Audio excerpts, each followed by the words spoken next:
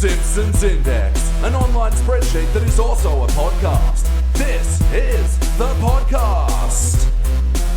Coming out of the studio without a name in Castle Hill, this is the Simpsons Index, episode 53. Hello, I am Elliot J. O'Neill, your host for this evening and all the other evenings to be exact. And joining me tonight in our new studios is Jordan. Nice to see you. Sorry. And BT. You're still the hostess with a lot of the mostest. And don't you ever forget it. I shan't. I just realized studio with a name, that's the Swan. Studio without a name. Oh, there you go. That's actually kind of adorable. Yeah. But yes, we're in our new studio space, recording our first episode out of here, and this is The Simpsons Index, the podcast where we watch and review 3 episodes of The Simpsons at a time. But the catch is, each episode comes from a different decade. And starting out tonight, we watched an episode from just this year, in fact. And this was Season 28, Episode 15, The Cad and the Hat. It was first released in February of 2017, and it was written by Ron Zimmerman. In this episode, Bart throws away Lisa's brand new hat and starts having his guilt demon following him around. And in the B story, Homer reveals that he's a chess champion savant? Yeah. Guys, what did you think? Oh, I think lots of things. I think lots of things. Many of these things positive. No! Jordan, your take. I got a second beat here. It's I get what they were trying to kind of go with, but it was That's kind of my main problem is they actually did have a kind of story, but every single turn was wrong. Everything. I just didn't understand because I almost thought, is this like a couples counseling session with Lisa and Bart? Because they're both just sitting on the couch talking to the camera. Yeah, they start documentary style, and then I completely forgot that was a thing until the very last shot when we come back to it. And it's like, oh, why were we doing this? And then they reveal they're on a set that looks like the Simpsons house. It's like, wait, are we doing a fourth wall break here? What the fuck is going on? Are you saying that it's a show all along and that they're actors? I just didn't understand. There was just no context for it. No. I just didn't get it. I completely forgot that was a thing because it just had no weight or bearing on anything. It just was there. Well, that's what I thought when the episode first started up. It's like, oh, okay, they're going with they're going to narrate this episode a bit. Okay, that's what they're doing. And I was like, you know what? Fine. Simpsons, it's good for them to shake up the format, even if, a lot of my problems with the doco format is that it's very telly and it's, Abed says it in that episode, a community. It's an easy way to spell out what's happening in the plot, and I'm not knocking it. You can just say jokes direct to camera, but hey, you're shaking things up a little bit. It's a bit you get to tell some jokes you normally couldn't. Sure, but they didn't, and the only joke, in quotation marks, that they do is when they do that fourth wall break, Nelson's on set and his mum's now dating the gaffer, and you know what, I would have been okay with that. I would have actually probably liked it if it had been like a Bart and Lisa are fighting all the time, and so Homer and Marge decide to send them to counseling or something. And kind of like you find they're talking to the counselor. Yeah, exactly. Yeah. We had a strained relationship, but we had this story, and then they tell the story, and then now we're better and blah blah blah, and it's great. But instead, it was this weird format, only called out in the very start, and the very end of the episode. Yeah, it made no sense. It didn't fit and made no sense. It just exists. And I guess the only place that it does fit is in the context of the couch gag, which, okay, again, they were trying to shake up the formula. The sailboat painting's missing. Fucking awfully. Yeah, and I liked the premise that they are jumping between different cartoons on the same lot. But the cartoons they picked were South Park. But it wasn't a good copy of South Park. Yeah. No, it didn't even look good, from a parallel import. It just looked completely not South Park. Yeah, and that's the weird thing, because I think they've had an episode where they watched South Park before when it was new, and they kind of made fun of it for just being a show that was just trying to be shocking and controversial and not having any depth. South Park's been on for a really long time now. It's proven that it has staying power, and that it goes into some very deep, interesting places. Absolutely, and even in their 20th season, they are still making way better episodes than The Simpsons did for that amount of run. Yeah, albeit their seasons are significantly shorter. Yeah. And but I mean, it's a punch down joke for starters, because they're the Simpsons, the biggest thing on TV still. Well, not anymore, but still. Yeah. And it feels like an inaccurate portrayal of the thing they're making fun of, and it's like because it's just the kids kind of doing swearing. that kind of just swearing, but Yeah. just And a joke that's 18 years too late. Oh, you want an old Jake? The next thing he jumps through is the California fucking raisins. Yeah. This was like, I remember this was when I was 5. Yeah. I don't think I was about to say, was that in US? Because I thought that was just a US No, ad run, right? Definitely like it wasn't. very. Yeah, it was, See, that's the weird thing. Like, because they've been referenced not just in The Simpsons a couple of times, but also in a few other things. And, like, I don't know if I've recognized them because of the references or if they were referenced in Australian TV. I don't know. I'm pretty sure. Yeah, I can't imagine it would have really hit I Australian thought we TV. had Sunraysia raisins. I don't think we had the California raisins. Yeah, I know. I just remember the animation and the claymation. I reckon they were called out in various other TV shows there as well. I There are a reckon. lot of calls to it, yeah, but it's just such an old reference. Then why are we having Homer jump into their set and actually set fire to everything and watching them have their raisin flesh melt off? Like, what the fuck was that? Okay, then we go to Robot Chicken. At least that makes some sense. It's relevant. Yeah. So I guess what they were going for is, The Simpsons stepping into non-traditional animation shows. And Robot Chicken, I guess, kind of makes a bit of sense, but it wasn't really a good joke. It was like, oh, their nerdy character, he got a collectible from The Simpsons, and while he was prattling on, Homer stole the painting back. Honestly, that part works best out of any part of this entire couch gag. So. I did the one part I did like about that was the fact that like you see him talking and then they cut back to him again and it's behind him. You see the painting is gone. It's just like a A4 with like a drawing. Of it like taped onto the wall. Yep. But was it that he knew it was from The Simpsons and that he bought it? Because he didn't actually call it out, but are we supposed to imply that... I think he calls it a collectible, so... Yeah. But then wouldn't you be flipping out the fact that Homer Simpson from a fictional show you enjoy has walked into your room? Yeah. And the whole thing ends with fucking... Uh-oh, Homer, we got a different, better painting. Yeah. And then Marge swears? Yeah, Marge because Blake, swears. it's like, okay, why? Also, the fact that the painting that they get is the girl with the pearl earring...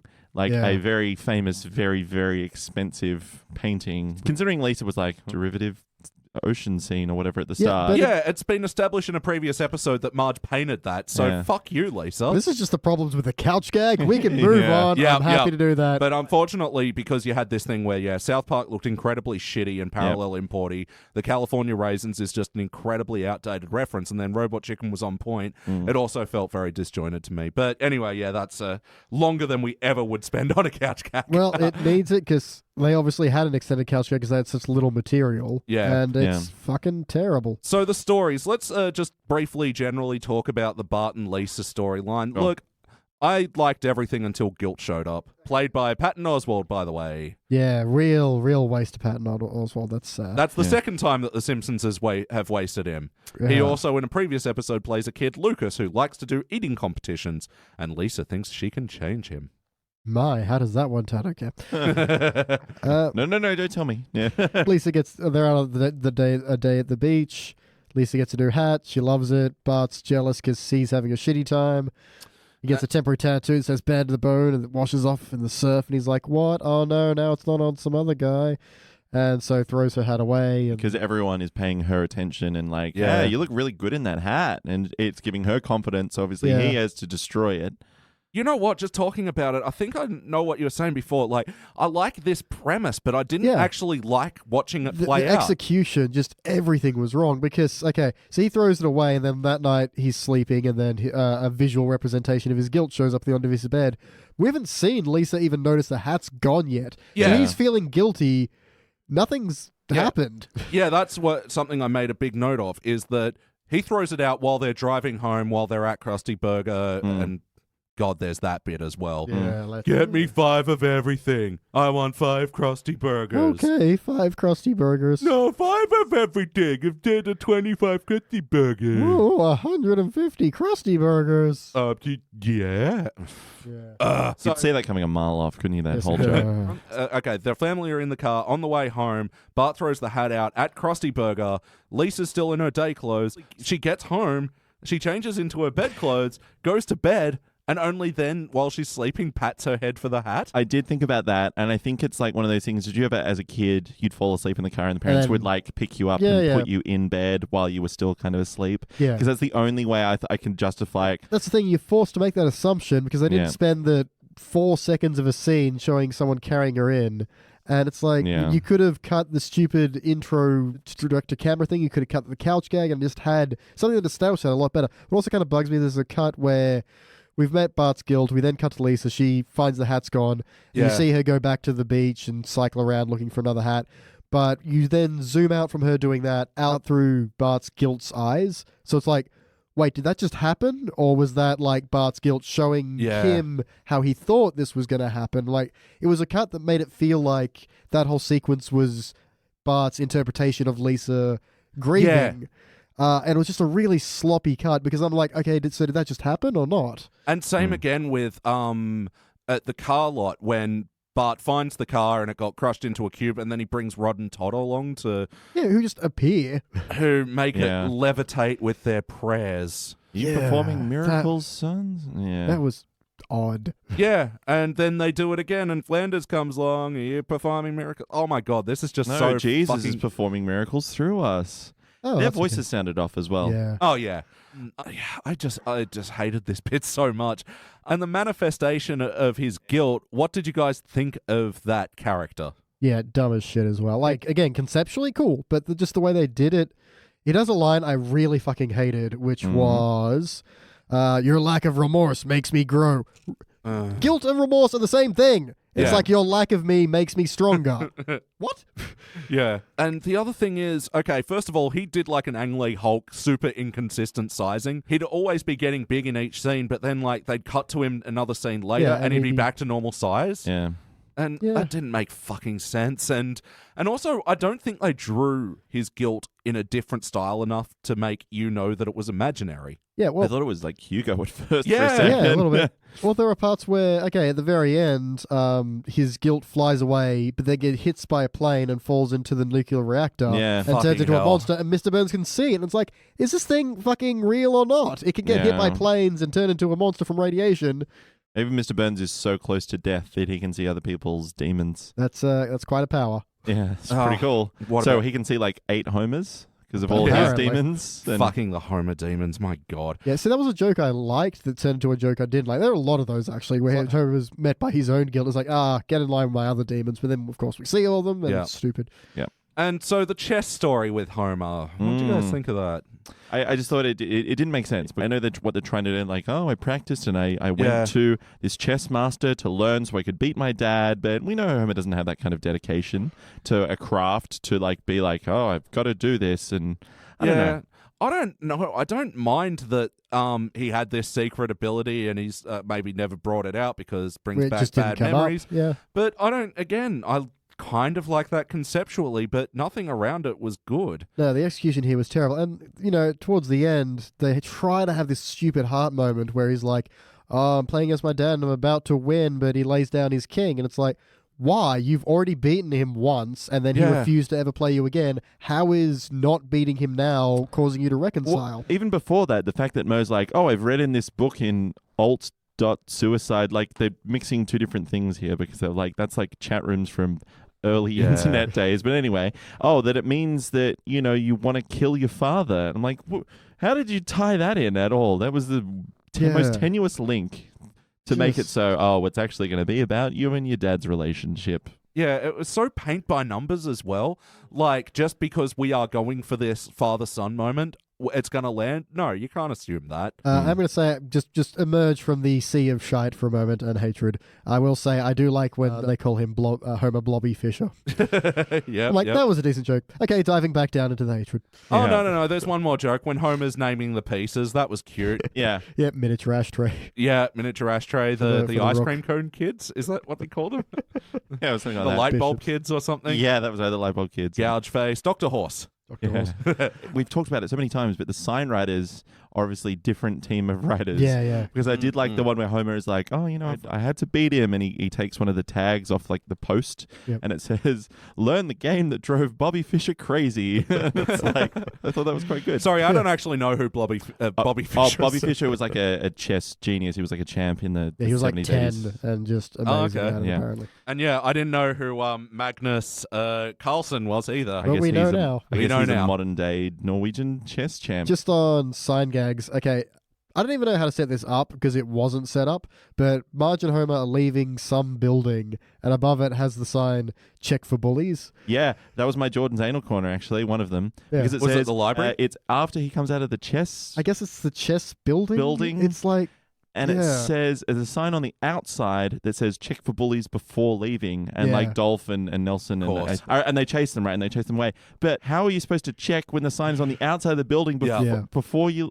But also it's like, where are they and why are they there? Yeah. It's Also, just- that scene in particular where they got chased off, I thought that was kind of funny, but it was also a 2-second bit that was in between two Bart and Lisa scenes, Yeah, so yeah. it felt so disjointed. And like I said, there's no context for where they are or why they're there. If they just had a scene where Homer had gone to some chess club and had beat everybody there, Yeah. there you go, that's enough. But it's just, we're leaving this place now, oh, we're being chased, and that was the scene. You're like, what was that? Yeah. So I enjoyed the check for bully sign. It doesn't make any sense, but I like the joke of it. All right, so next question. Play count. How many times have you seen this episode? 0. One sphincter tearing time. Yeah, this isn't the episode I thought it was going to be. I thought I was showing you the one where Homer buys a hot dog food truck today. Okay. That sounds fun, damn you. It wasn't that great. Okay. I think it was probably better than this, though. And so, to my surprise, I had not seen this episode before. What? But, never happens. yeah, mixed blessing. I don't have to watch it again now. Ugh. So, did it feel like an episode of The Simpsons? No, this felt like a parallel import of The Simpsons. Yeah, right? It was weird because it was almost like they were trying to make a behind the laughter episode, but with all Yeah. the weird references to it being self-referential to it being a TV show. Yeah. I'll say plot-wise, yeah, but the execution of that plot was just so... Someone who's only ever read, like, script versions of The Simpsons and never actually seen the show. Yeah, Or, like... this feels very spec scripty and Yeah. first draft. There was a Yeah. lot of like non sequitur gags, just very like cutaway, quick throwaway gags. Okay, there's a bit early on at the beach where they have Apu who's Yes. got a leash around an octopus who's got All his its 8 tentacles octuplets. around his octopus. Like, wait, there are way more questions than what you're answering there. Yeah. That's not here's a funny way of taking care of 8 kids at once. It was just like, what? I couldn't tell if it was a real octopus or if it was a toy, like a blow-up octopus, and they were all just like I had that attached to it. I think I saw it move, and so I was like, is that a real It's got to octopus? be real, because if it's like fake, it's not going to hold on to the kids, and why not just get 8 I leashes? don't understand that bit. Yeah, so, the jokes were pretty off, but look, character-wise, I don't think anyone was particularly off, and you can say, well, yeah, Homer's a chess genius, but I don't know. They explained it well enough. Yeah, I kind of buy the whole savant thing. If it's for the purpose of having a Homer Abe story, which I think feels like The Simpsons, but again, execution, they just didn't bring in the feels. To be fair, they've had Homer just like be surprisingly good at something before, and then Yeah. just forget that skill for Piano. the next episode, or like he's done it before. So I guess in that respect, yes. But the script itself was not a good one. No, and talking about where it was unclear whether what was fantasy or not, when Lisa found out, that Bart got rid of the hat, I didn't know if that was Bart's guilt dream or not. Yeah, if he was imagining what it would be like if he confessed to her, or if he was just actually doing it. Yeah, Bart's like, I can't take it anymore, goes into Lisa's bedroom as she's sleeping and confesses, and then she yells and fucking says, I hope your guilt grows and grows and grows and grows. But the way she says things is so specific to the situation, as in she must somehow know Bart is being followed by a guilt monster. Yeah. Just, it's dumb. It's all dumb. So, yeah, I think multiple drafts to make this story, punchier. And also, I think animation-wise, they could have done a lot more to display when was guilt monster time, when was reality. Like, we've had other shifts into fantasy before. Like, think back to the family, was it Ruth Powers moves next door, and her daughter, Bart gets a crush on her when she does the heart pull out. Oh, yeah. And that there's a drastic change in color palette, and you're like, clearly, this is fantasy now. Yeah. Stuff like that. It lets you know. And so if Bart's guilt was animated a bit differently, if the color palette was swapped out a bit more dramatically, and if you could see Bart trying to go through life and be stopped by his guilt, have his guilt, sitting on his desk while he's at school. Things like that to show he's carrying this thing around and it's bothering him all the time. I don't think he leaves the house. No, not the really. whole episode. I think he's... Apart from to get the hat back, but that's it. What did this all take place over a night? Yeah. I guess the thing as well, because the guilt, it's there, but it's not constantly bothering him. Like if it had been like just constantly like sitting there kind of staring him and saying he's trying to watch man, TV and the guilt's like, that was pretty funny. You know what else is funny? How much you suck. Yeah, exactly. Just making him actually feel bad instead of just being around. Yeah. I could have bought it a little bit more, but it was just a bit of a pain. It wasn't actually guilt. It was just a bit of a nuisance. Just because we're talking TV, has one of the worst Itchy and Scratchy episodes ever. Yeah. Oh, it's yeah. very short. Well, this all segues nicely into the wackiness. So, yeah, the Itchy and Scratchy episode. Hey, it's just like, hey, here's Garfield talking to Scratchy, gives him some lasagna. Oh, it's a bomb, and his fat brains are all over the screen now. I was like, what? And it was so annoying because, you know, when we're talking about feeling like a Simpsons, an Itchy and Scratchy episode, the best ones tie into the theme of the episode. Yeah. And they remind Bart of his guilt and so, and that's what I thought was coming up. Yeah, that would be a much better thing to have. I don't know, maybe Scratchy shows some remorse for all the killing. Sorry, other way around. Or maybe Itchy shows some remorse for all this killing, but then gets over it and kills some more. Yeah. No, none of that. It was just Garfield lasagna joke. Because Timely. I was going to say the other the wacky. Yeah, so thing. let's talk about the wackiness. Bart's dead. Bart's dead? Because he Buzz Cola, it eats through the metal, and then I can drink it though, and then it eats through his stomach, and it's just bubbling out of him. Yeah, another bit like, when Rod and Todd make a car levitate with their prayers, just wacky for no fucking reason that doesn't, it's not funny. Yeah, like I thought the joke was going to be Rod and Todd were going to pray and nothing was going to happen. Or it lifted up, but then there was a magnet hovering about. No, this is the world of The Simpsons now. Jesus, miracles are real, voodoo's real, Buzz Cola chews through your innards. Which is, again, it's the whole, Coke eats metal, that's a really old... Yeah. That's early internet myths, man. Yeah. But it was so ham-fisted as well. It's like, it's melting the metal. Oh my god, it melted the metal. I guess I can still drink it. Glug. It's melting me now. He doesn't notice as well, and it sits on that shot for a good second or two as well. So if it ate through all that metal in his flesh as well, how did they have it in the kiddie pool? Yeah. Well, no, because even to get to the Buzz Cola bit, he's sitting in front of the cube because Lisa's hat's been crushed inside of it. Quick joke I kind of like was when the car gets crushed. He goes, "Oh, my hat," and Gil's like, "Oh, my car and my house." Yeah. Yep, that was a good use of Gil. Yep. Just quick, one joke, get him out of there. Yep. But then he's like staring at it like, okay, I have to get the hat out. Rod and Todd, can you miracle it out? Oh, you just make it float. And then he's just got a can of cola out of nowhere and he's falling asleep next to it and he knocks it over. It's like, where did any of this come from? Very lazy. Yeah, it's just smashed to the next bit. Yeah. You know? Another wacky bit is Bart and his guilt chatting, and he throws his pillow, and guilt like eats it and then spits it back at him. He goes, "Oh, joke's on you. I like gross things." And then guilt so just picks him up and eats him and just poops him out. Yep. Through his shorts as well, which I don't understand. He's like, "Again," and guilt is kind of like looking a bit sore and sus about it.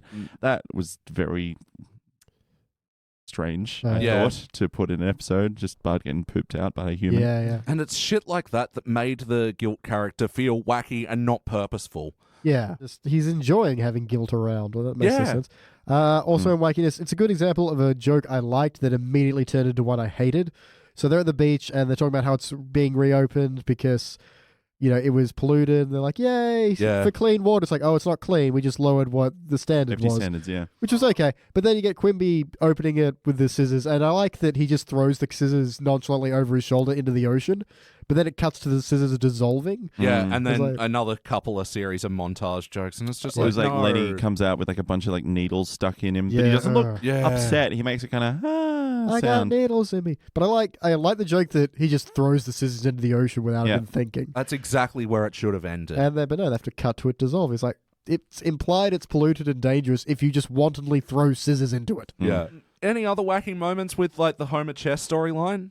No, I was just bowling at pins of his father's face and his dad's face being in the ball returner thing and getting slammed with all the balls. Which again, because they didn't actually really build up the Abe story that well, like they left it, vague. Oh, I'll never talk about what he did. He didn't like really do anything. He laughed at you when you lost and got angry at you when you won.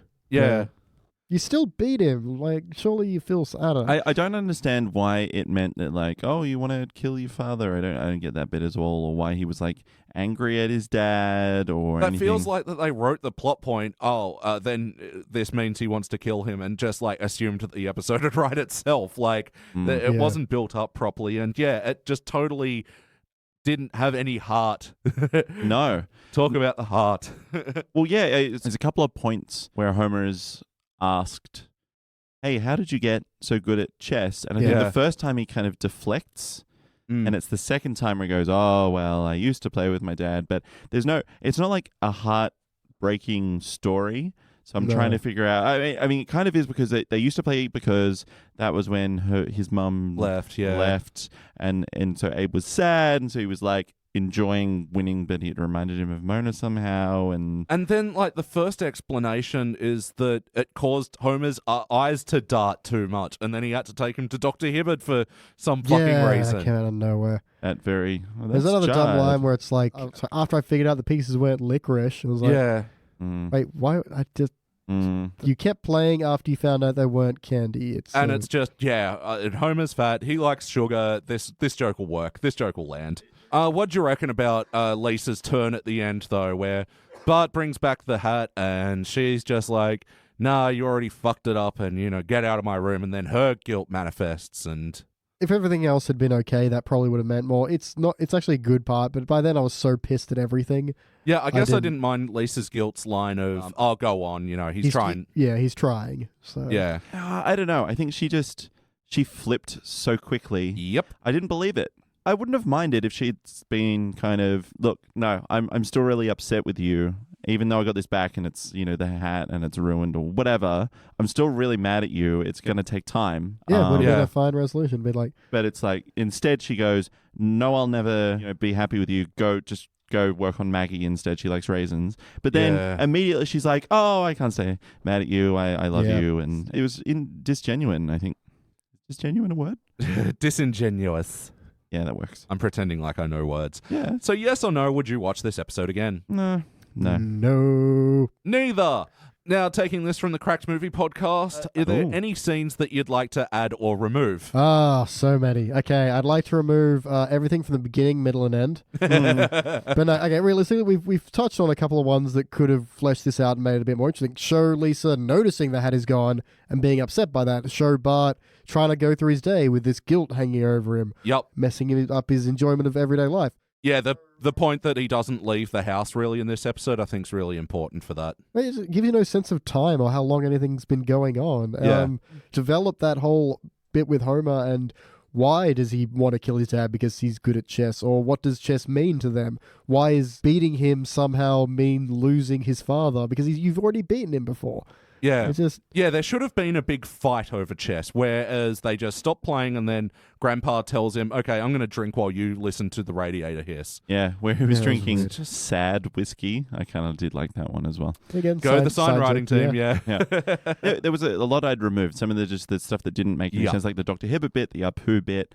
Another bit, the start and the end, like the two camera bits. Yeah. I don't think they needed to be there. Not at all. And they didn't add anything. No, especially, again, we have such big problems with their post-credit sequences. It looked like it was going into a fourth act when they do the closing, Bart and Lisa doing the documentary, but it turns out they're on a film set and Nelson's mum's a slut.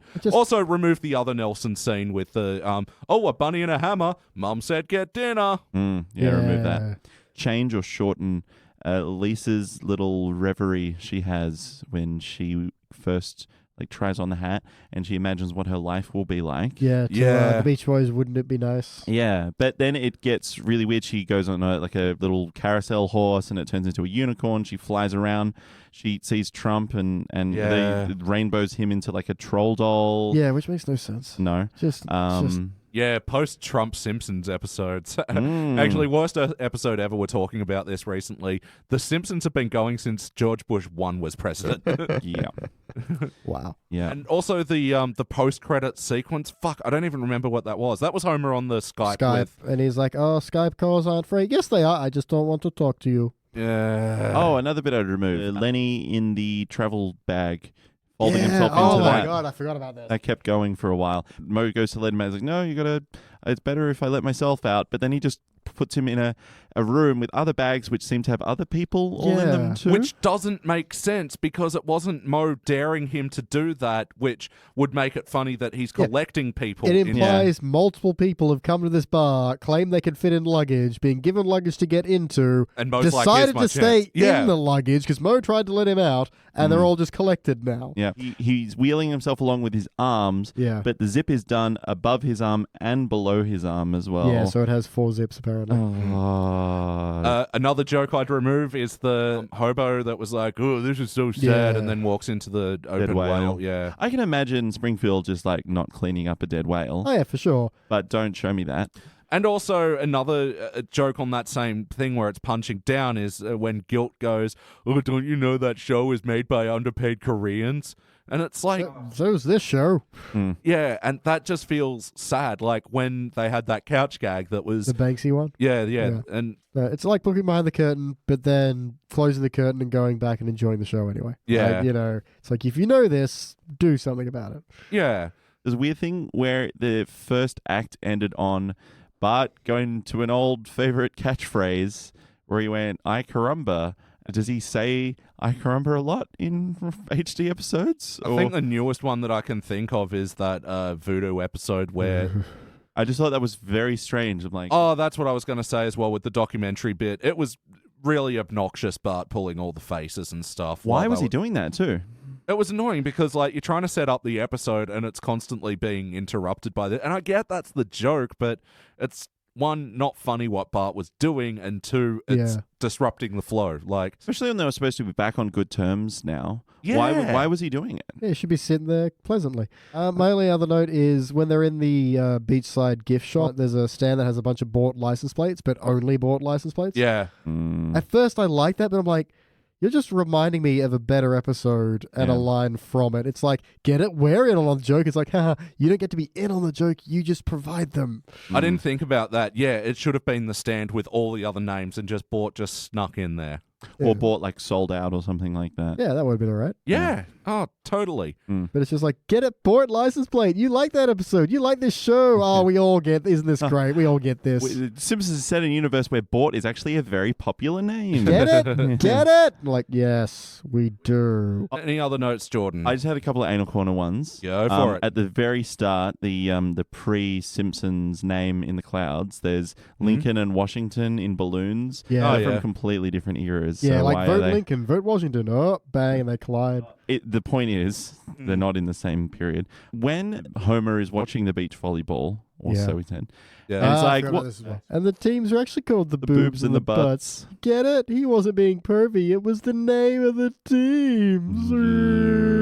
And yeah, that joke was like 4 steps when it needed to be 1 or 2. Yeah. Like that sort of joke needs to be quick. That just...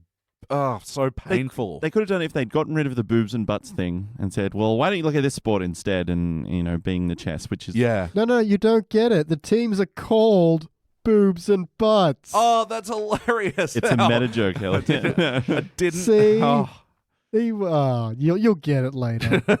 That's a thinker. Yeah, my only other note about this episode is I like beach turkey. That's a good phrase. Yeah. Like beach turkey just reminded me of bin chicken. Bin chicken, yeah. What was it supposed to be? Was it a seagull? Yeah, I think so. Okay. That's the other thing I like about moving out here. I've actually got birds in my backyard now, not just fucking ibises. Yay. Bin chickens. Yeah, now I got like fucking lorikeets and shit to throw them out some bread. And you know what? I love it. Ibises, what did they do? Like, how far they've fallen? Because they used to be like, Egyptian Gods in god, Egypt. and now they're just a fucking pain in the ass in Hyde Park.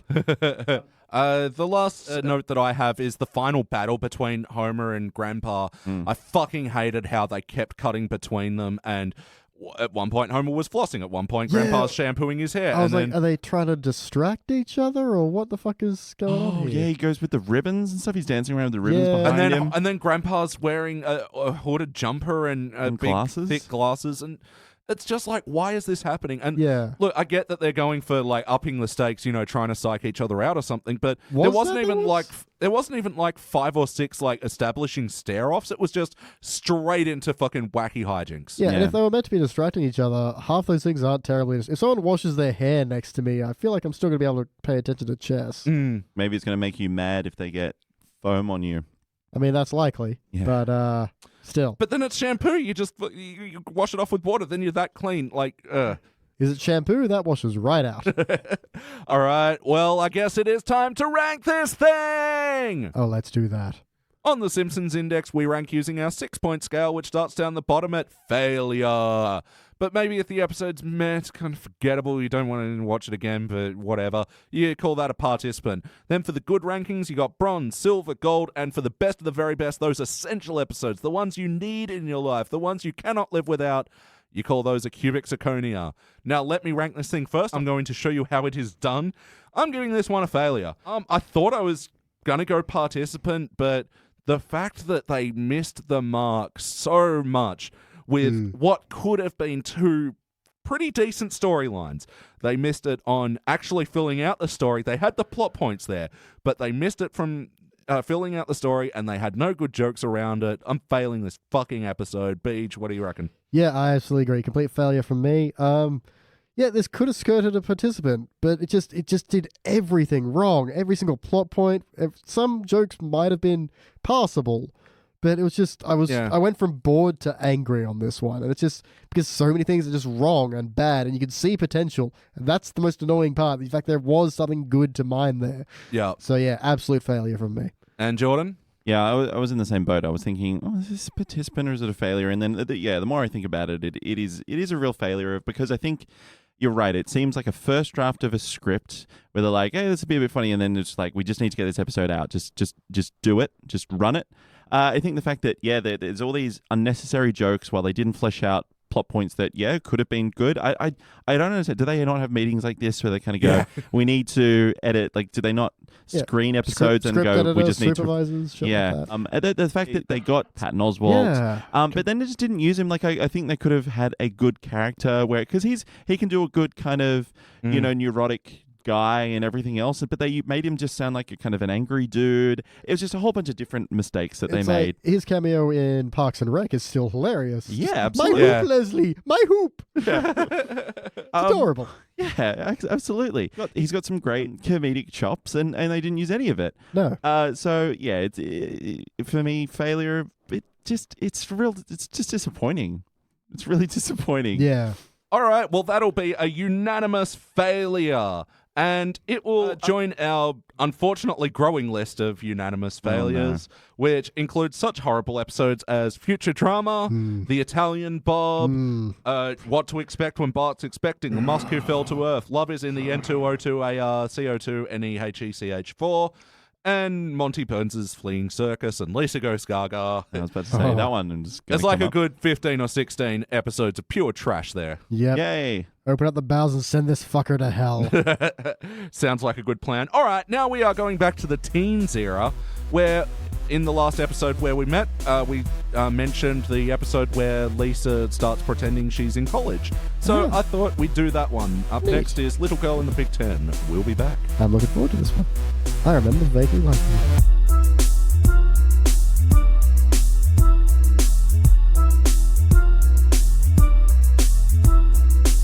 And we are back, and we just watched an episode from the teens era. This was Season 13, Episode 20, Little Girl in the Big Ten. It was first released in May 2002, and it was written by John Vitti. In this episode, Lisa takes up gymnastics and meets girls that go to a local college, which she starts secretly attending. And in the B story, Bart is a bubble boy? What? That's such a 2002 move. Anyway, guys, what did you think? I will say it's not as good as I remember it being. Watching it now critically, there are a couple of bits that do fall flat, but no, I quite like this one. Yeah. Yeah. I mean, major improvement. But I could say it had some laugh out loud moments, which the last episode I don't think did. No, and in comparing the last two episodes, like I think this is another one where the story was also paint by numbers, but I enjoyed the ride a lot more than the other one. Yeah. Well, I mean, not too paint by numbers. Bart in the Bubble. That was yeah. That was honestly some of the weaker stuff, I think. Bart in the Bubble was not great, but Lisa's storyline I really liked. But they did bring them together at the end. Yeah, in a quite kind a of satisfying way. in a conceivable way as well, not just some kind definitely. of well, we got to put them together somehow. So yeah, definitely an improvement. And yeah, just talking about the story. So yeah, let's talk about the Bart in the Bubble first.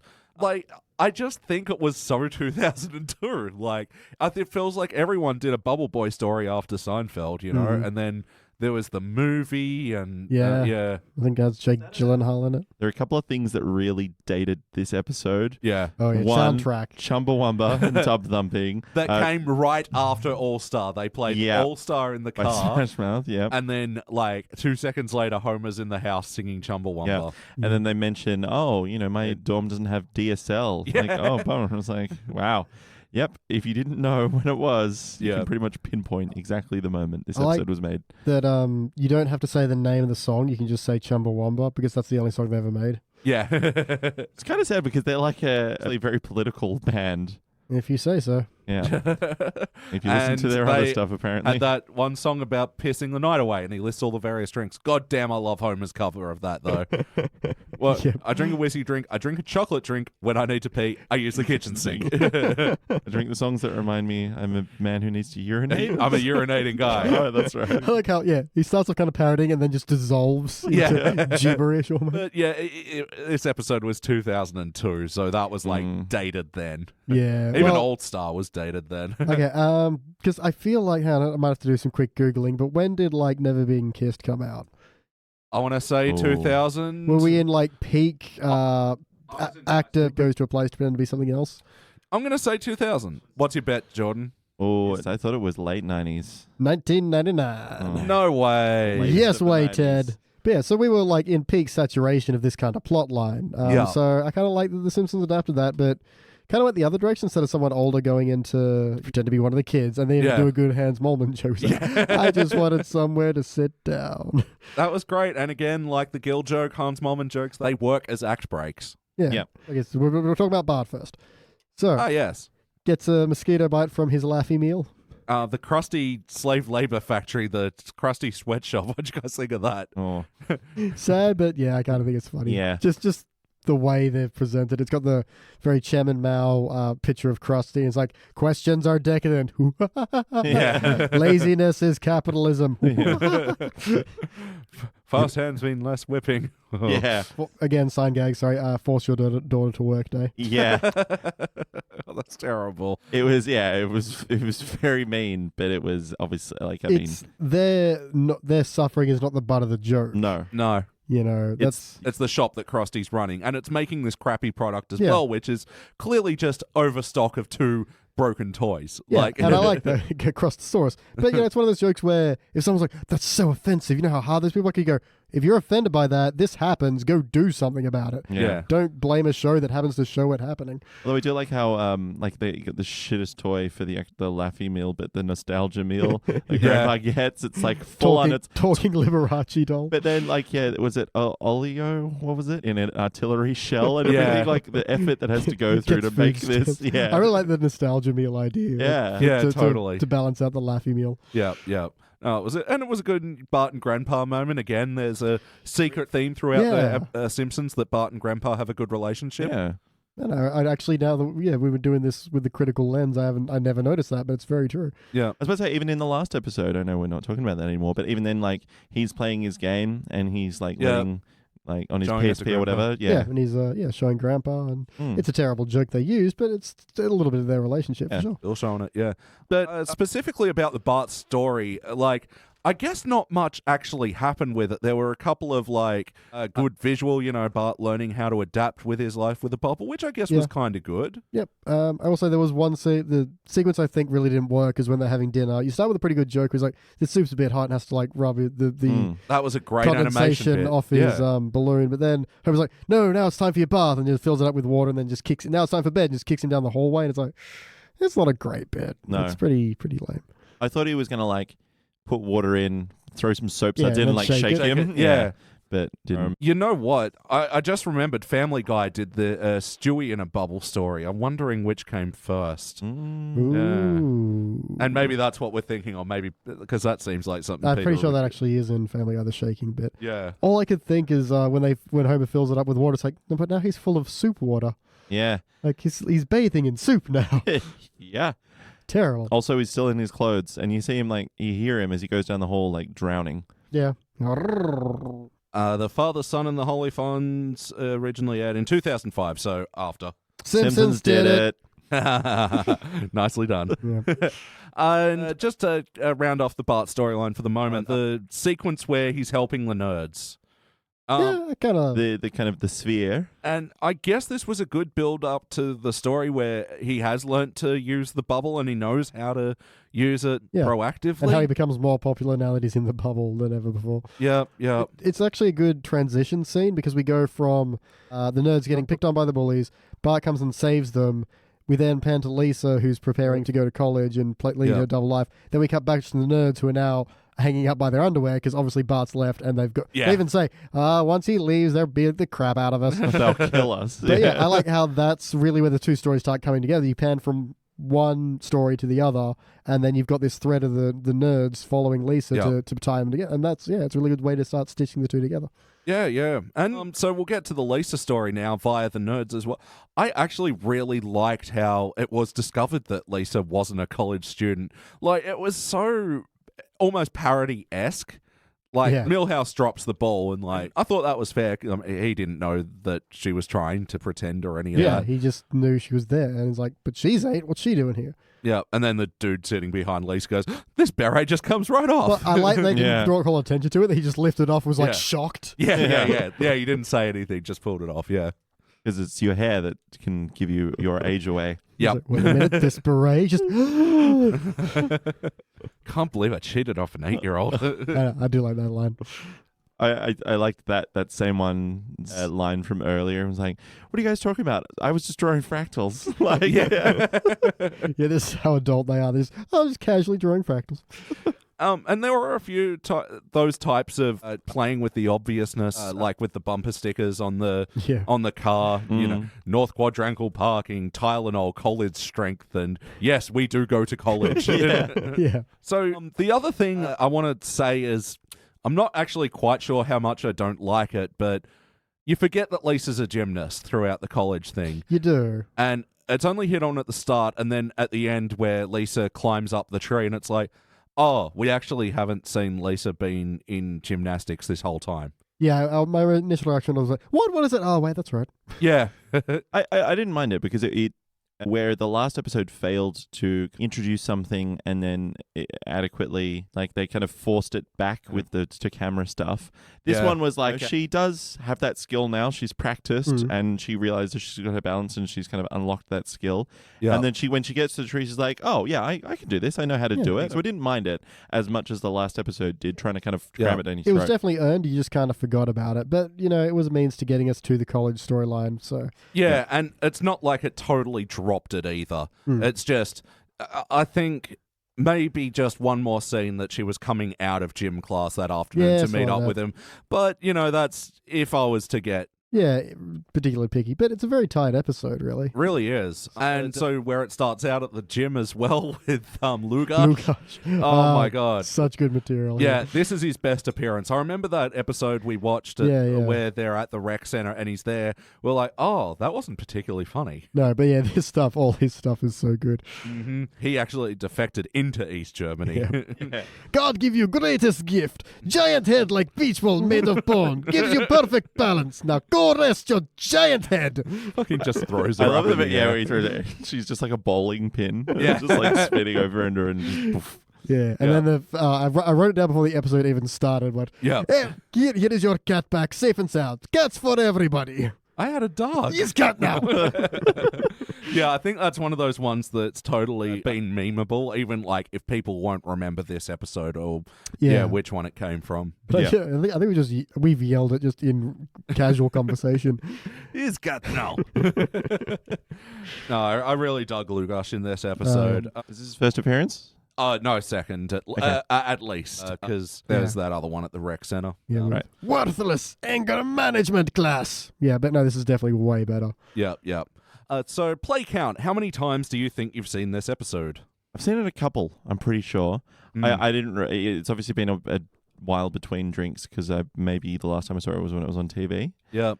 Yeah, this episode's 15 years old. How Yeah. weird's that? But I don't remember watching it maybe between then and now. All right, BT? Well, I'm going to say, on a guess, 10 to 20, somewhere in that bracket. Yeah, I'd say probably double that for me. You just always have to win, don't you? Especially when it comes to watching the same episodes of Simpsons over and over again. Yeah, because I particularly like season 13 and 14. But any impact or memories this episode has had with you? Definitely is Cat now. Oh, yeah, absolutely. I seem to remember them ripping on Kathy. And I don't know if they've done it before in another episode or in episodes since. I think it's just this one. It is an example of a joke that I start off liking and then it turns into one I kind of don't like. I like when Marge... What do you mean you've been going to college? Isn't this place stimulating enough? Do you think I put those Cathys on the fridge for you? I don't even like them. They've got so smutty. I love that bit. And then Homer's like, oh, it's only smutty when a man does it, but when a woman does it, it's fun. It's like... Kathy is a woman. What? Yeah, it just kind of. It's that not was a bit so and then bad, he looks at them, and then it hangs on him for a couple of seconds, and then he looks down the barrel of the camera and goes, yeah. It's that to me felt really obnoxious. And one of the sort of things is like, oh, I guess this isn't a Homer episode, but we still got to get him in. Yeah. No, I like the lead up to that bit with the whole. I didn't even like them.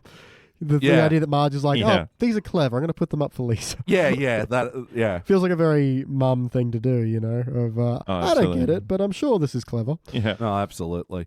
Yeah, I still feel like this one, even 15 years old, it's still kind of a bit too new to have so many memeable moments, but definitely, like, is Cat now, and are you too college for us? No, sorry, that great bit is great where, like, sorry, Lisa, you're just too college. Next, just go to college, and it cuts to Ralph, who just stands there. Yeah, and then he rolls down the hill. Right, just speaking of memeable moments, I really like at the poetry reading when the guy comes out to test the mic. He's like, test. Oh, April is the cruelest month. Cruelest month, test. Yeah. Had that down as well. Rose red, test. Yeah, the sibilance for poetry. Yeah. Yeah, after that moment where Ralph rolls down the hill and then Willie comes over and...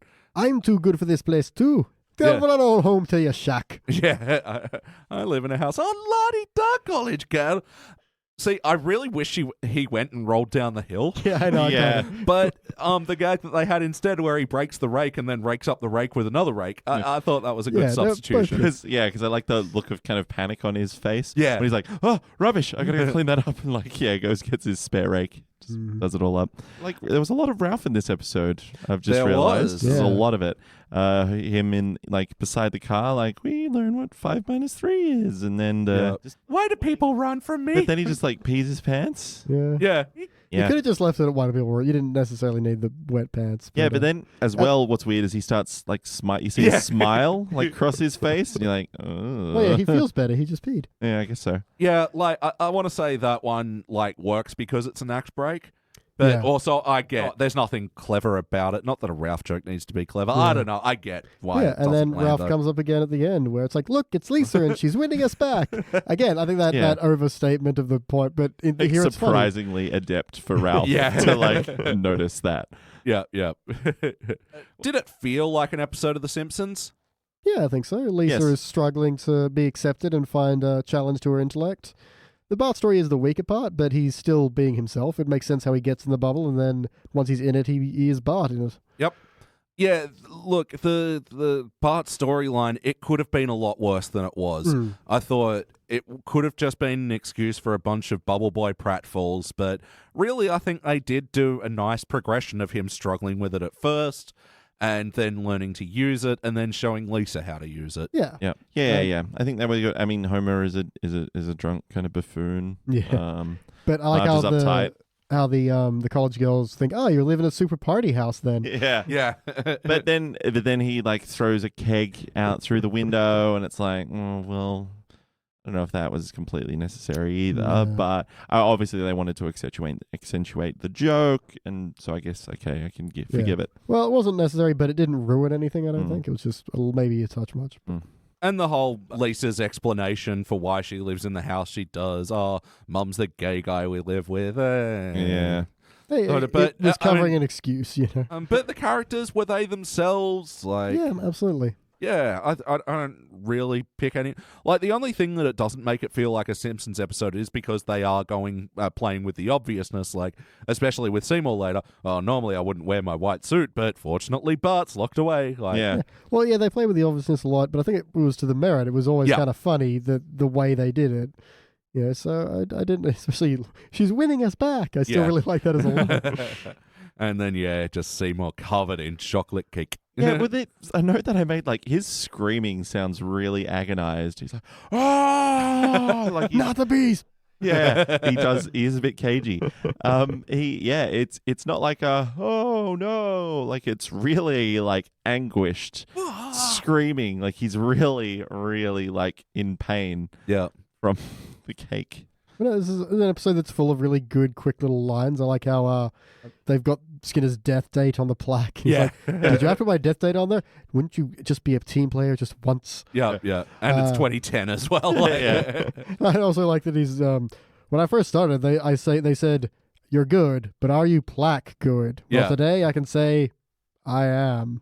He's to just me, standing there with his hands raised, like that's just classic Seymour, and all right down to hold for applause and 3, 2, 1, and thank you. Yeah. The other little quick joke I liked was when Bart's first like walking along, everybody's looking at me, and Nelson's like, ha ha, and then the Bumblebee guy, and you see Nelson like running around the corner, like ha ha. I did like that as well. That's actually clever. One where I would have been like, oh, you should have just had one more person in there just to break up Nelson. Just one beat more. But yeah, that was a great joke as well. Yeah. And I love Grandpa's joke as well. Part's like, oh, I need to go to the hospital. He's like, finally, something I want to do. On the front, you've got the bit at the beginning where Lisa's like, who wants to wear a leotard and get yelled at? It's like, well, hookers and Spider-Man. I do like that too.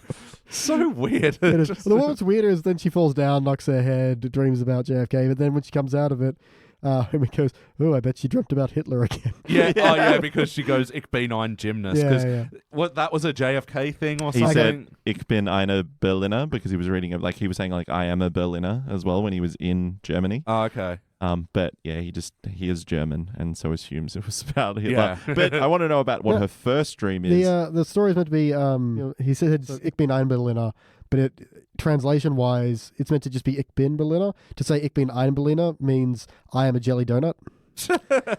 No, but the thing was, like, in context, everyone would have known that he meant Berliner. It's just context. That everyone makes... Yeah. That's what I've heard, but apparently a Berliner was a type of donut, and he accidentally... That's awesome. The weird thing about that JFK thing, he keeps calling her Lisa with an ER sound on the end every time, and he says it about 3 or 4 times. And it's like, is that a thing? Like, I think it's just JFK's way of speaking. That's my problem with the bit, because Quimby has always meant to be a JFK voice, and when you have JFK in it, it just feels a bit weird. It's like in the Simpsons movie where they had President Arnold Schwarzenegger. Yeah. And it was drawn like McBain, and it sounded like McBain, and it's like, well, if you were going to do that, why didn't you just do President McBain? But I mean, in this, it's like different. But I don't know. Wolfcastle. So the wackiness of this episode. Bart's story is definitely higher on the wacky list. Yeah, how bouncy is that bubble? Yeah. Well, they were it was a bit weird because what it was made of, or the consistency of it, was a bit inconsistent. Yeah. I was going to say, because sometimes it was like a solid sphere, other times it was like almost it was like a door or a window. But other times it was like spongy, like a kind of what you'd expect a beach ball to look like. And I guess that sort of was the purpose of the Bart storyline, to bring in all the wacky jokes around the ball, to give the levity to the other story. Well, I do like where Homer's throwing a frisbee up in the tree, and he's like, hey, now what you doing? I was trying to get Bart over the roof, he got stuck in the tree. Marge, where's my BB gun? In the tree. And I think It's a bit long, but I still liked it where he shaked the tree and the gun came down and shot him in the butt. Yeah, I could have done without it, but I do like the idea that somehow he maybe threw the gun into the tree trying to knock something else out. Yeah, that was his idea. He got the gun. You think he's going to shoot Bart out, but no, he actually threw the gun at him. I don't know what happened to Homer's bad cheek. He's like, Yeah. oh, not the good cheek. At least it's a good thing to yell when something gets hurt. A joke that I'd never realized before. You can't imagine how good that sunset looks from here. Yeah. That's a bird on fire. You just get a flaming feather. Single feather doing the flying back and forth like a leaf. just never noticed that before. Yeah. And again, it's one of those jokes that leads itself to so many funny unanswered questions. Yeah. How? Why? Why so close? Doesn't matter. It's done. Yeah, we moved on now. It's funny and it's done. Yeah. Yeah, wackiness.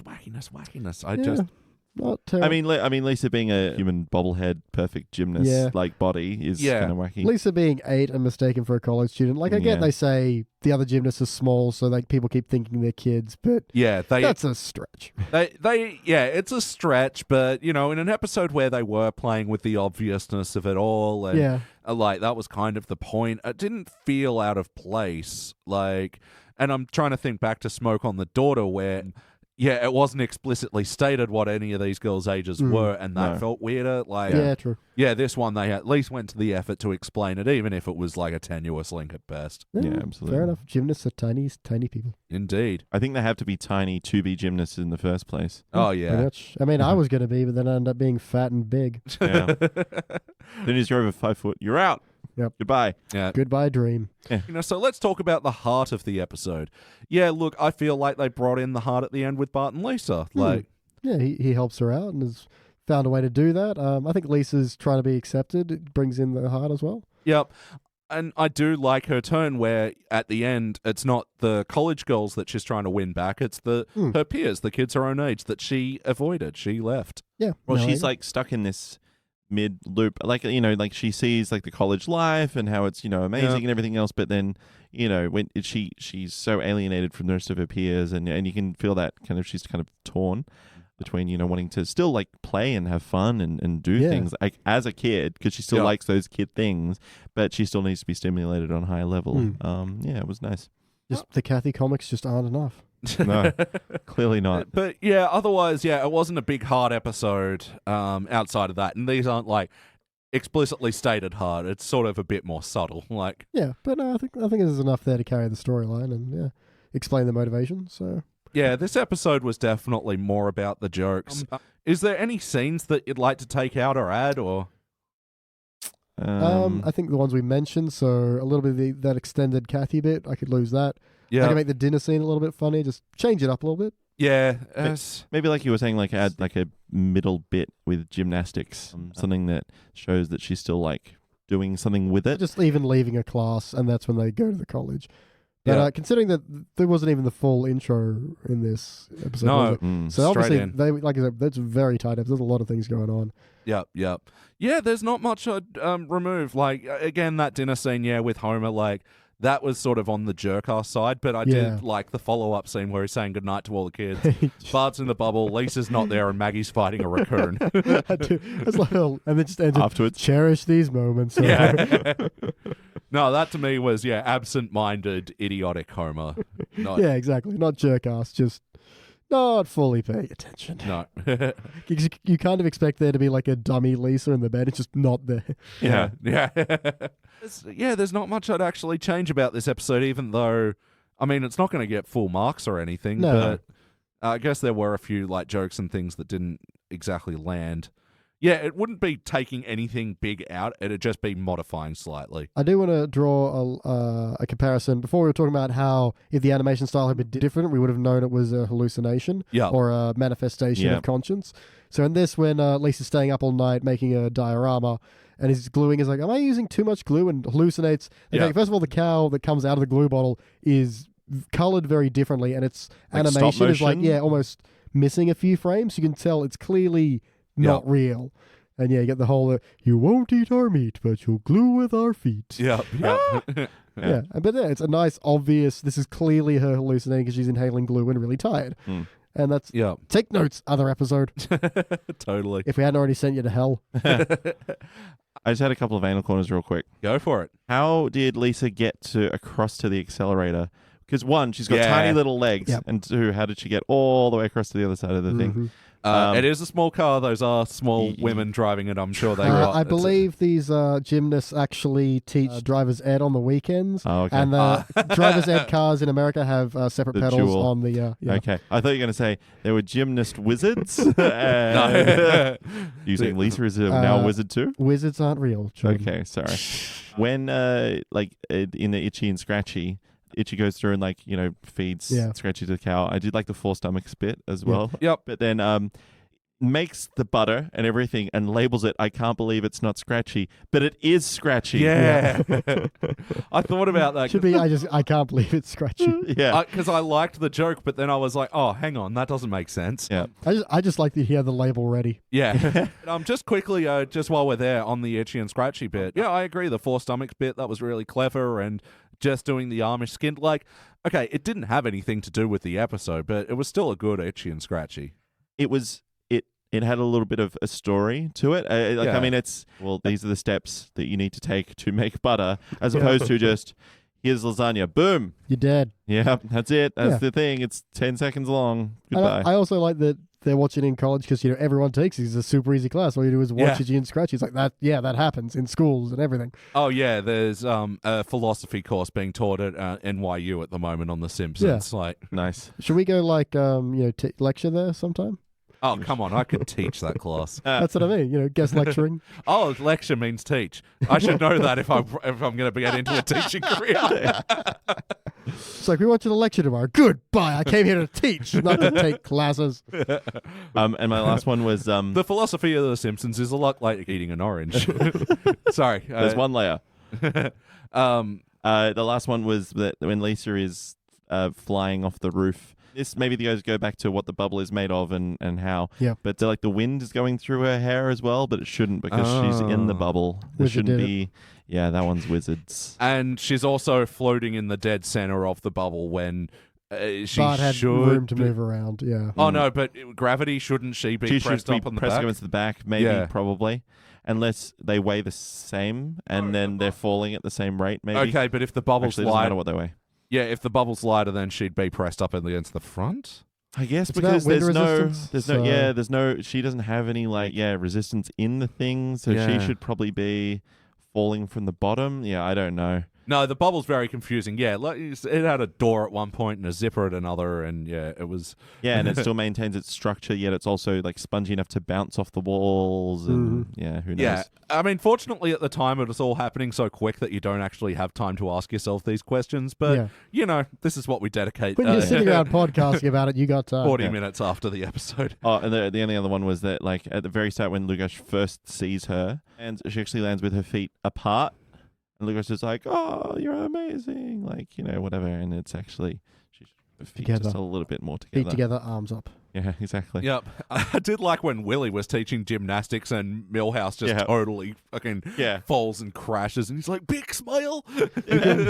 You can grin them back if you stick the landing. Oh, yeah, that's right. Because he's all tied up in the rings. Yeah. How did he even get his neck through, his head through that ring? Just the mystery poor of the Milhouse. dance. No, that's definitely not a wizard did it. Milhouse definitely did it. It's just He'll that's find so a way. Milhouse. He'll find a way to fuck himself over. So yes or no, would you watch this episode again? Yeah, I quite like it. Yeah, I would. Me too. We're going to watch it again. What playlist does it belong in? Lisa Sports. Yep, Lisa's Sports. Yeah, pair this with the hockey episode. Yep. Lugash. Yeah. Lugash. Lisa Bart capers as well, kind of towards the end. No, it was really good how they dealt with Lisa and Bart in this episode. It wasn't, forced down your throat, brother and sister bond. It was just, he was there for her, and it was really sweet. I do like that, how Lisa's so naive. But no, we can't do it tomorrow because that's when, Petuskina's big celebration is. Yeah. Bart's like, oh, sweet summer child. Don't worry. Yeah. You'll learn. So yeah, pair this with when Bart throws the giant tomato at Seymour's butt. So Oh, yeah, yeah. Seymour Skinner getting graffitied. Yeah. Just getting food thrown at Yeah. him. List. I want to put this one into Homer's song parodies. Pair Yes. this with Max Power. Yeah. And my very favorite one, Shaving My Shoulders. Oh, and Margie, you found me. Yeah. Yep. On my vacation away from worky. Yep. So, Jordan, any other last comments about this episode? There was just one other line I kind of liked with Database. After Bart is gone and they're hanging from the tree and Milho's like, oh, I'll get you down soon. And he's like, oh, no, this is the life we chose. Like, Yep. I bite down these pencils as he pulls them, pulls them down by the wedgie. the wedgies out, yeah. Oh, that was so painful to watch. Yeah. Oh, and they're just like writhing around, like holding their butts. Ow. Yeah. I also like to see Miss Pommelhorse back again. We'll put Yes. this in the Pommelhorse playlist. Oh, yeah, very true. Miss Pommelhorse. And she's taken an oath to Xena, apparently. Oh yeah, actually that whole fight with not the fight, but like the bit, like the crossing swords with Skinner. I'm just gonna make that negative a plus. Yeah, the sound effects were good as well. The check minus and the check plus system. Yep. Oh. I like how it's still a pass though. Yeah. Like it's like, oh, she can't fail, Jim. She's basically holding the schools together. Yeah. Oh yeah, and the guest voice actor for this episode was Robert Pinsky. I thought he fucking nailed it.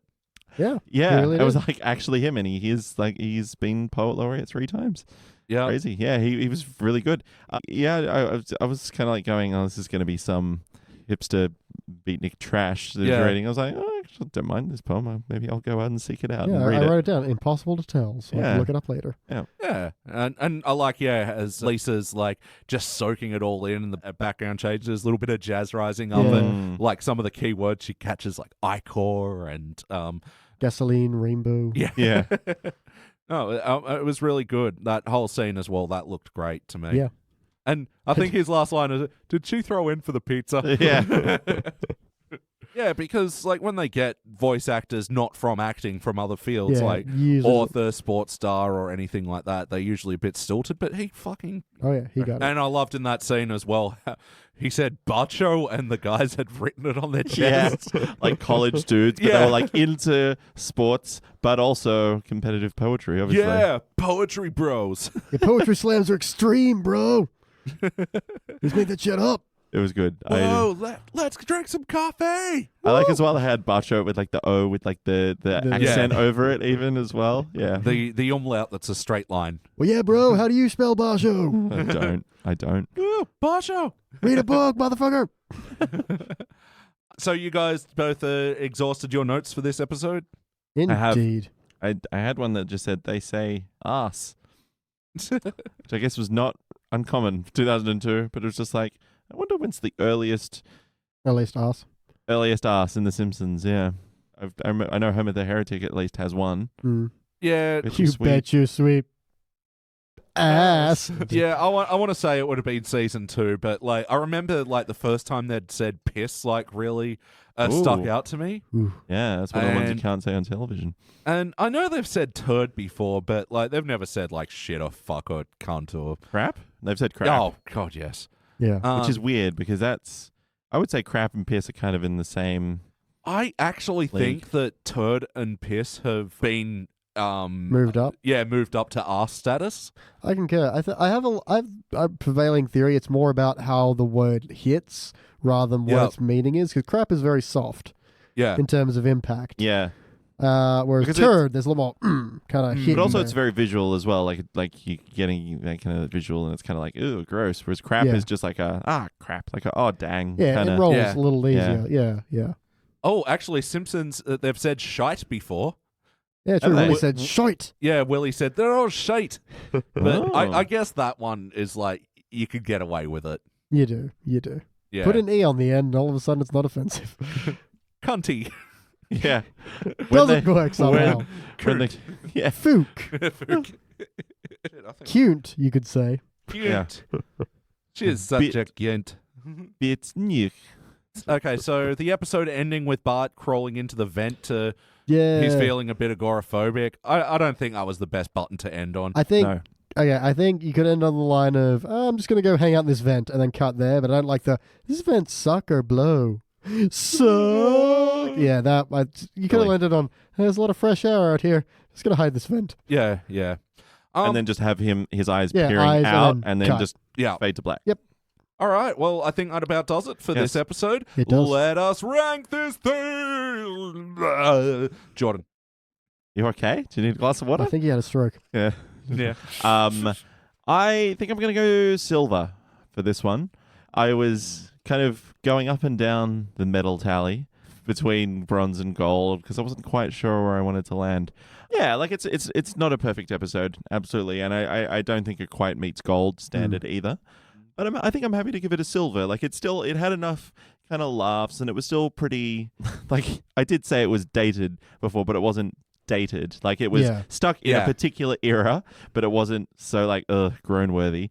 So yeah, I still liked it. So I'm going to give it a silver. All right, BT. Yeah, I'm 100% on silver as well. I kind of thought silver about halfway through. I'm like, let's just see if I still think that at the end. And I got to the end like, this is, considering what we put in bronze and what we put in gold, the silver is where it belongs. It's that kind of level. A few tweaks and it might have pulled itself up to gold, but I like the Lisa story and I like all the jokes and yeah.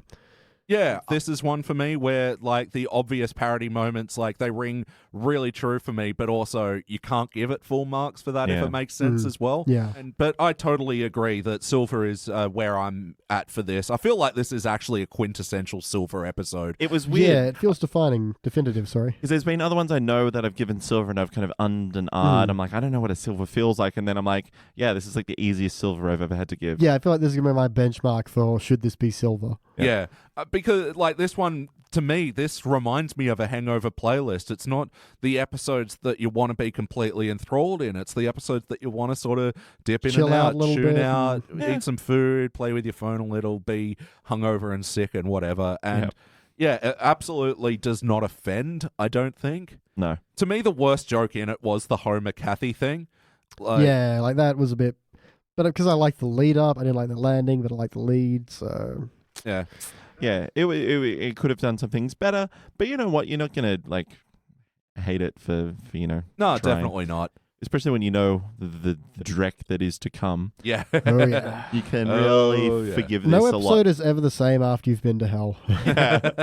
All right, cool. Well, that is a solid unanimous silver all around. The other unanimous silvers in our playlist are Call of the Simpsons, the RV episode from season 1, Treehouse of Horror 7, which me and you, Jordan, we reviewed, C.E. Dole, and Millhouse Doesn't Live Here Anymore. C.E. Dole. I like that one. Yeah. That too, as well, is a quintessential silver one, where it's got some problems of storytelling that... Yeah, but it's a fun ride. You get some laughs. Yeah. Totally. All right. Some laughs. Killed some time. All right, cool. Well, now we are going back all the way to season 1 now. Ooh. We're going to watch Homer's Night Out. We'll be back. Ooh. Wait, how does it go? Doody doody doo doody doody doody doo.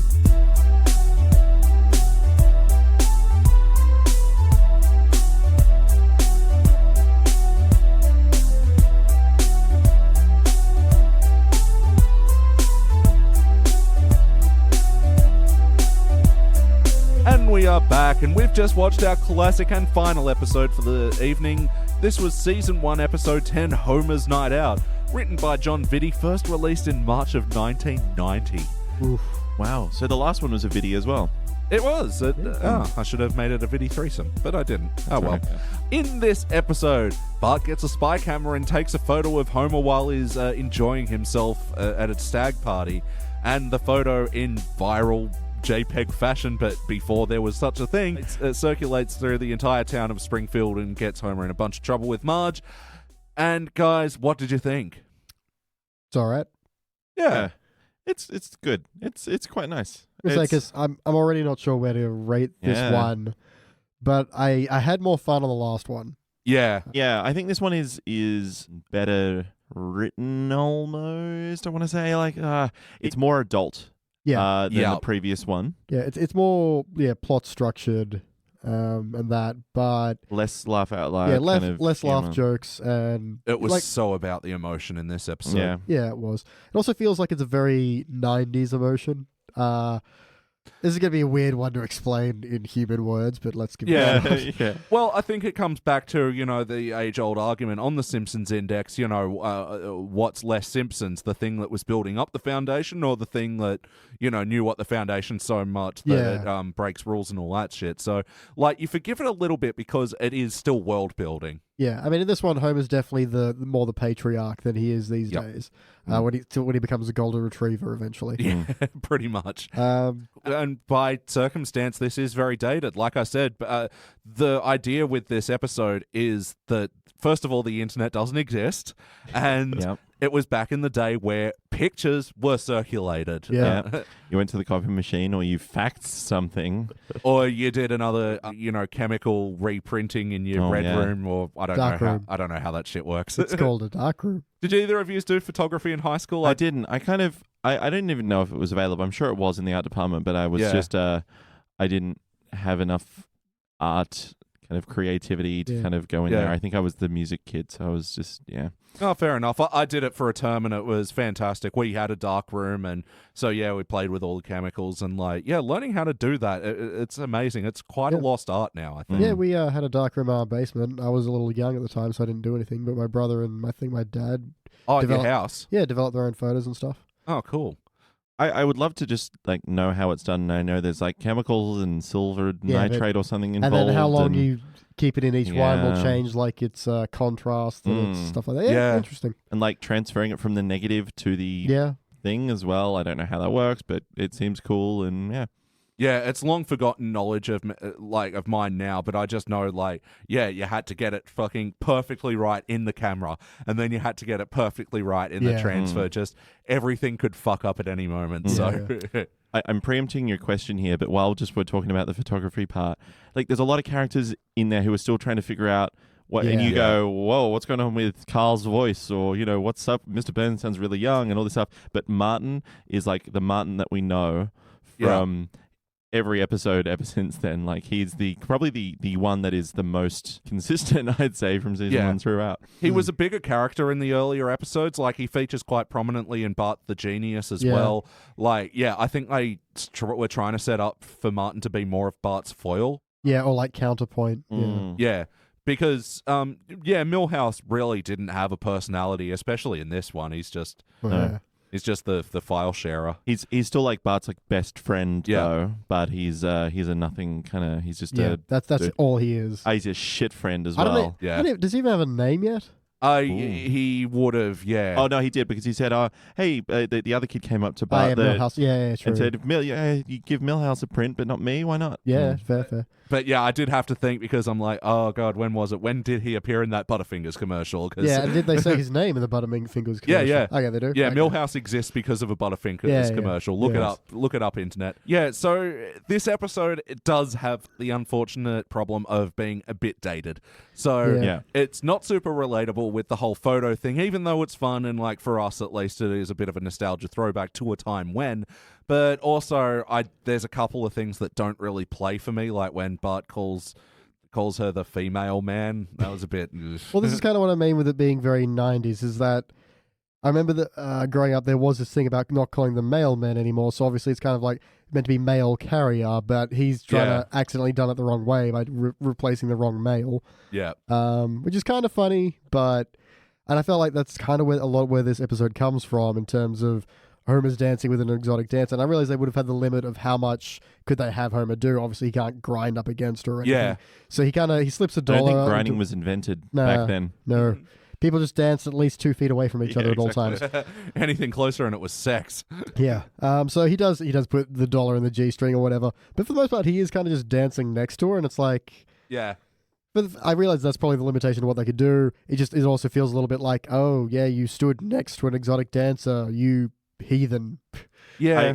I think it's especially funny because now you go to a Turkish restaurant or you go to a Lebanese restaurant on a Friday or Saturday night, they might have a belly dancer with a sword potentially, and it's go on, go like that, get up and dance. It's it's a thing, and it's I don't want to because I'm that guy that's I don't want to get up and dance. No audience participation, please. From you.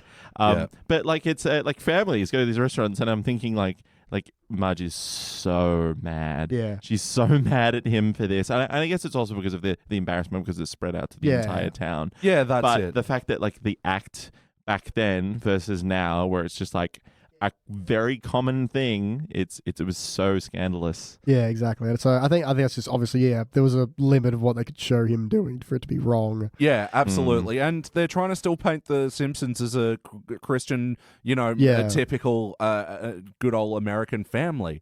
And like even cutting to reference of joke, oh no, a sheep has strayed from my flock. And yeah. Oh, even in the start of this episode, where I do actually kind of like how they've got these two scenes to kind of set everything up. We got Homer talking about, I had a night out with the boys, and my secretary or assistant June Fisk.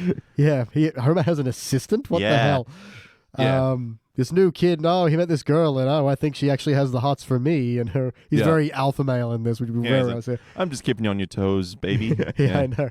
I love how they cut back to it again. Yeah. And he goes, Eugene Fisk, my supervisor. Wasn't he your assistant? What is this, a Spanish Inquisition? Yeah. 6 months later, he's marrying some woman. Yeah. From Valve Control. Yeah. Yep. It was a good little, a setup of, 6 months later, this guy's hit it off and with a woman lady from Valve Control. But I do like as well, you do get the setup that's not forced, that does get the payoff later, with him on the scales and everything. It's like, I'm a whale, I'm a blimp, whatever. And both times, Marge is there and like wrapping her arms around her and like, no, Homer, you're beautiful, like, and reassuring him, she still loves him a lot, regardless of what happens.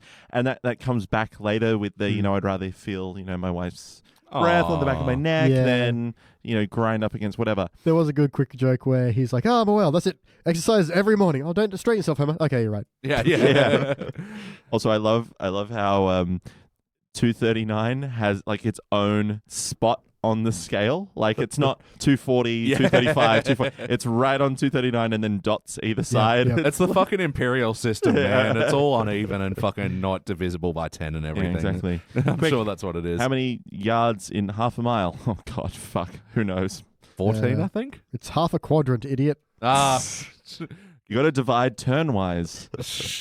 I get 4 hogshead to the gap. Anyway, so yeah, just rounding off about this episode being dated is the song at the end, I Could Love a Million Girls, and then he just rattles off a bunch of races. That felt icky to me. Broaching icky. I don't think it was. It's. I'm going to assume that's like an old chorus kind of song. Yeah, I think so. Probably like the 50s or something. So fine, you're in a burlesque. You kind of expect that kind of thing. Yeah, I guess it was also. I don't think they had a real Eskimo. I think it was just someone in an Eskimo outfit. I think that's fair. But yeah, it was a bit weird. I think looking at it through today's eyes. Yeah. Well, you probably wouldn't perform that now anymore. Like not in the way that it was done with dancing girls and high kicks and everything. To be entirely fair, he says like Chinese girl, an Eskimo, or Finn. There are much worse terms for all of them. That's right. We say Inuit now. Yeah, that's true. Oh, no, you don't, because they're not all Inuits. Well, God fucking damn They it. prefer Eskimo because there's lots of different Everything races. is backwards.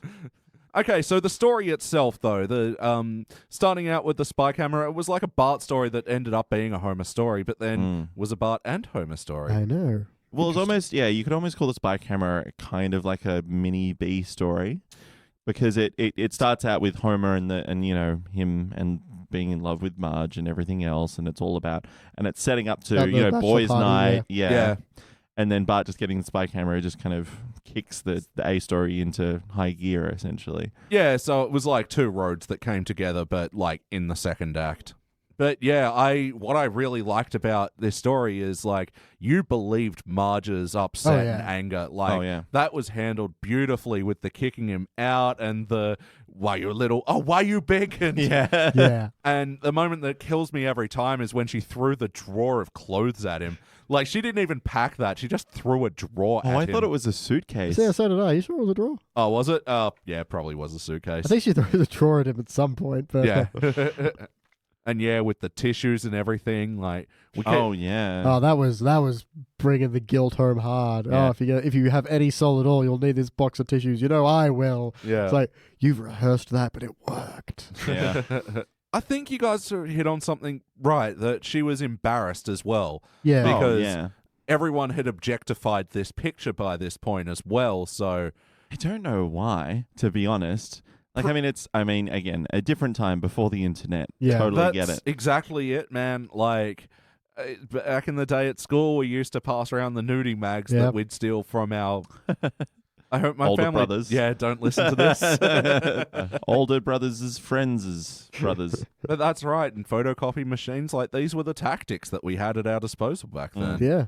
It was tough. That's what we did. We used to record movies off SBS with its shitty reception and show them at parties. Like, if you pause exactly at minute 1:37, you can see boob. Oh, the Weather Woman. Classic And weird as fuck. Yeah. Yeah. Oh, and to get SBS in my room, I had to hold the aerial in a particular way that stopped me looking. So then I had to set up a reflecting mirror. Sorry, none of this happened. I'm just riffing. Oh, right. I couldn't believe it. I've told you before I had to hit record and then not be in the room.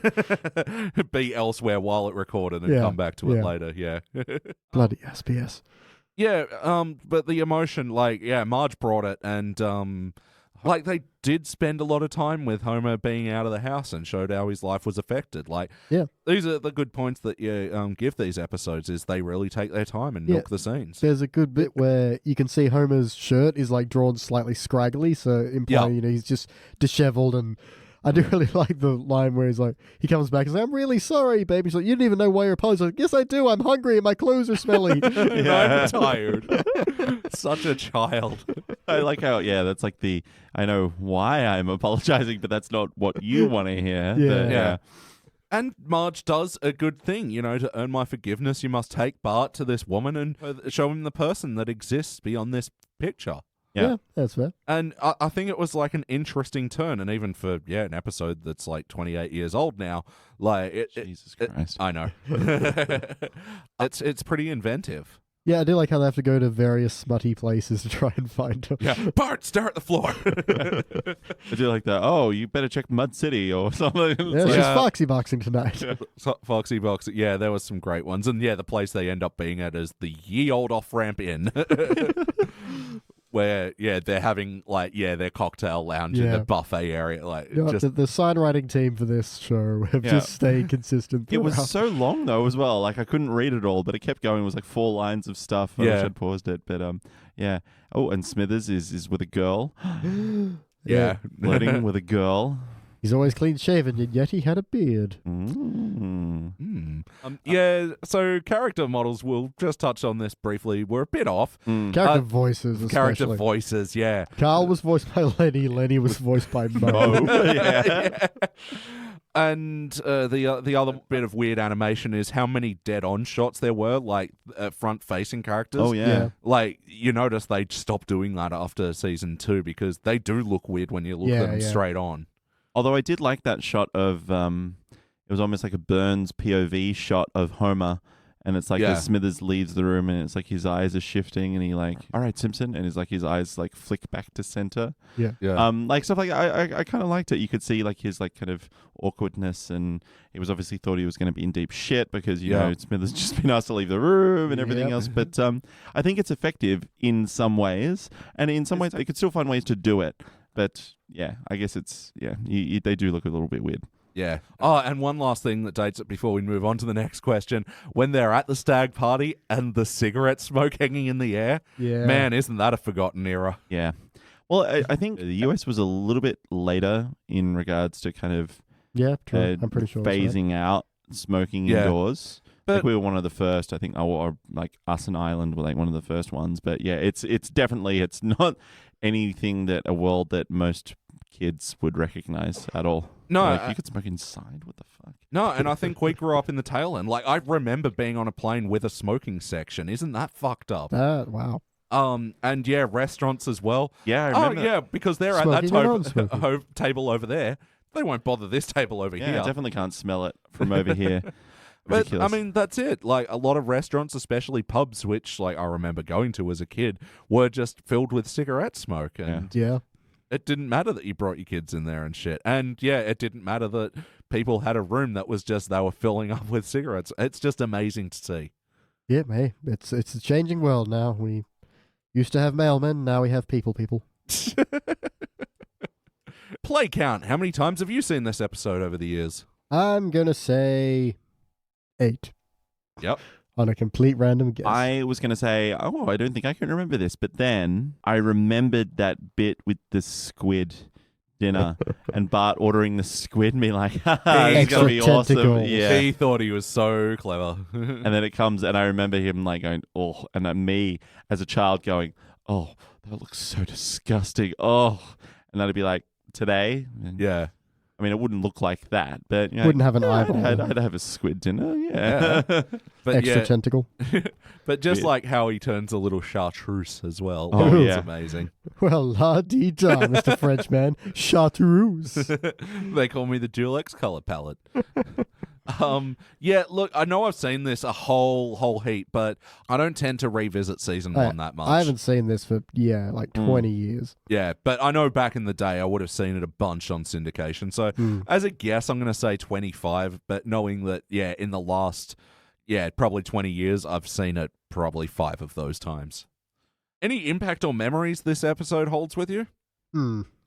I definitely find myself singing do do do do do do do do do. That's about it, though. And a doody doody do to you, sir. Yep. Yeah, there are little moments in this episode that stuck with me, like, where's my spy camera? Where's my spy camera? Where's my every day for 6 months? Yeah. Where's my spy camera? Here's your spy camera. Oh, thanks, Lee. That bit in particular, it was almost like you could follow the threads of like what each one was saying, and I thought it was really interesting, and I like it. I like the kind of, it's like a challenge trying to figure out, can you listen to both sides of the yelling at the same time? Yeah.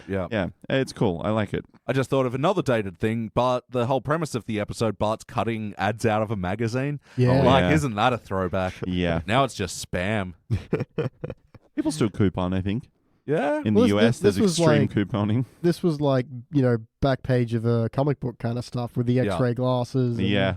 I do hypno discs. Yeah, I do like how he's like, oh, yeah, right. Like to the, see the X-ray glasses, the hypnodisc, and the, but then you see spy camera. He's like, yeah, but then it works. It's perfectly good as a spy camera. Yeah. No, he has a great time with it. He has a good eye for like what's a good product and what's just crap. He knows what he's doing. He's the informed consumer.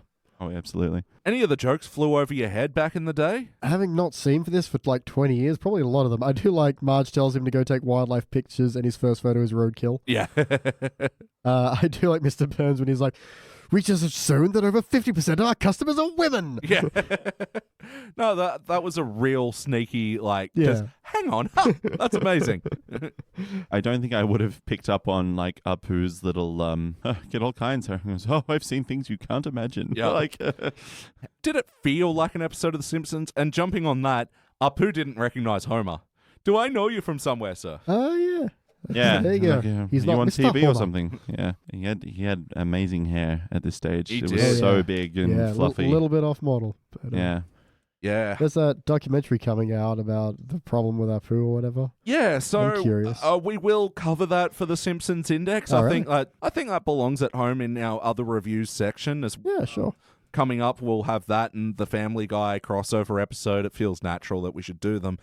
And Maggie's The Longest Daycare. Yeah. Those are some bonus episodes you can look forward to in the future, audience. But yeah, I think we should cover the documentary because it is raising an interesting point. Yeah.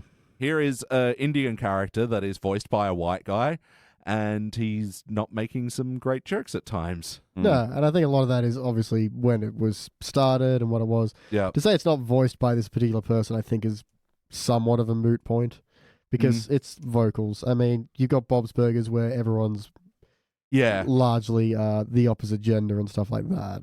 Oh, absolutely. Yeah, I think they bring up a few clips of Hank Azaria trying to explain himself, and he's very flippant about it. Doesn't make the best example of saying, yeah, then was then and now is now. He's more like, oh yeah, they said just be as offensive as possible, so I was. Yeah. It's like, maybe phrase that a little bit better there, Hank. Yeah, and I think maybe in context it was like a funny thing to say at a lecture, but yeah. Yeah, that's the thing, always context. Yeah. Wonder if whether it was just trying to get a laugh or something, or whether it was meant in a serious way or not. Yeah. Yeah, it's an interesting thing. I don't know how I feel about it. I'll probably have to watch it. Yeah, exactly. But hey, it's Make a up my mind. different perspective, and that's kind of what the Index has been doing. We've been taking a new, fresh perspective on Simpsons episodes. Fresh. Do. Sorry. But yeah, feeling like a Simpson. So yeah, it's establishing a foundation. Some people are a little off, but like Barney completely on character. Yeah, absolutely. That was his apartment through and through the entire series. Yeah, there was a couple of little things that just like irked me a little. Not irked me. It just made me notice. Yep. Two of them that I wrote down. One is Bart going, "Oh, that's my pop," for Homer, like pointing at the picture of Homer, because I don't think he's called him Pop in later episodes. And another one is Lisa calling Homer Daddy. Yeah. Again, it's not anything wrong with it. I mean, in today's context, it's a little bit creepy. No, if you imagine season 1 of this show and she's meant to be 8, that makes a lot more sense than an 8-year-old is going to call their father Daddy. Especially because, she's been missing him and, I was about to make home, that Daddy, same point that, she's a bit more glad to see him home and, like, feeling a bit more of a sweet girl. But...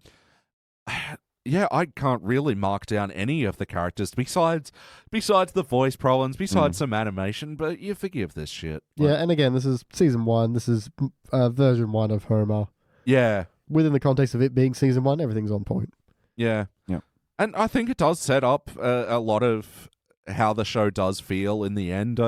It's not particularly joke heavy, I guess. No, and I think that's gonna be my main pull down on this one, is that I just didn't have a lot of laughs and didn't have as much fun. Yeah, it was a little bit more. Now learn a lesson.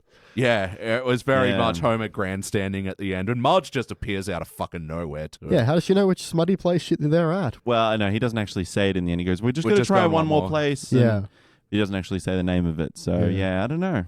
Yeah, well, maybe she went through all the places as well. Maybe she was just there already. Maybe. She was in the strip club the whole time. Yeah. How about the wackiness of this episode?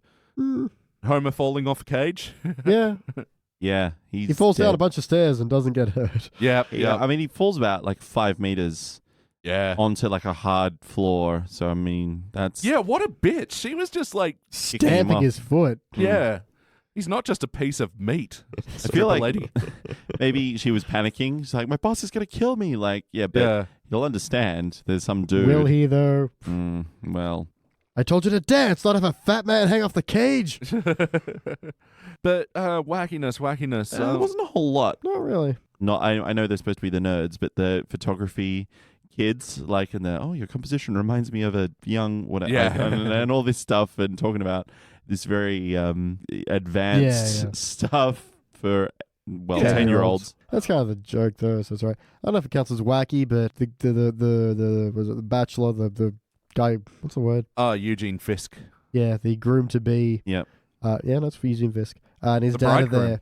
Yep, the bridegroom. And his dad are there, and the exotic dancer shows up, and they're both like, I know, son, this is hell. And it's like, maybe calm the fuck down, dude. It's a woman dancing. I didn't understand that, chill the fuck out. Like, I get that they didn't want there to be exotic entertainment. No, they were more prudent than Marge. Yeah, but I mean, as far as descriptions of hell go...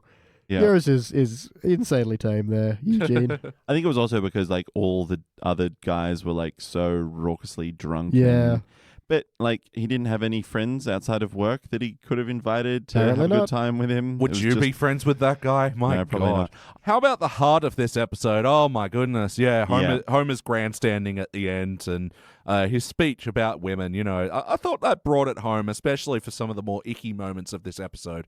Him saying, there are wives, there are daughters, there are nieces and well, not our nephews, but there are mothers. Yeah, I did like how all the men in the bar are like, my wife is such a lovely person, and then like, this is my daughter, and here's mine, and like everyone there is like, you're all the worst. You're the worst, all of you. Yeah, no one there's like single, like, I paid for a show.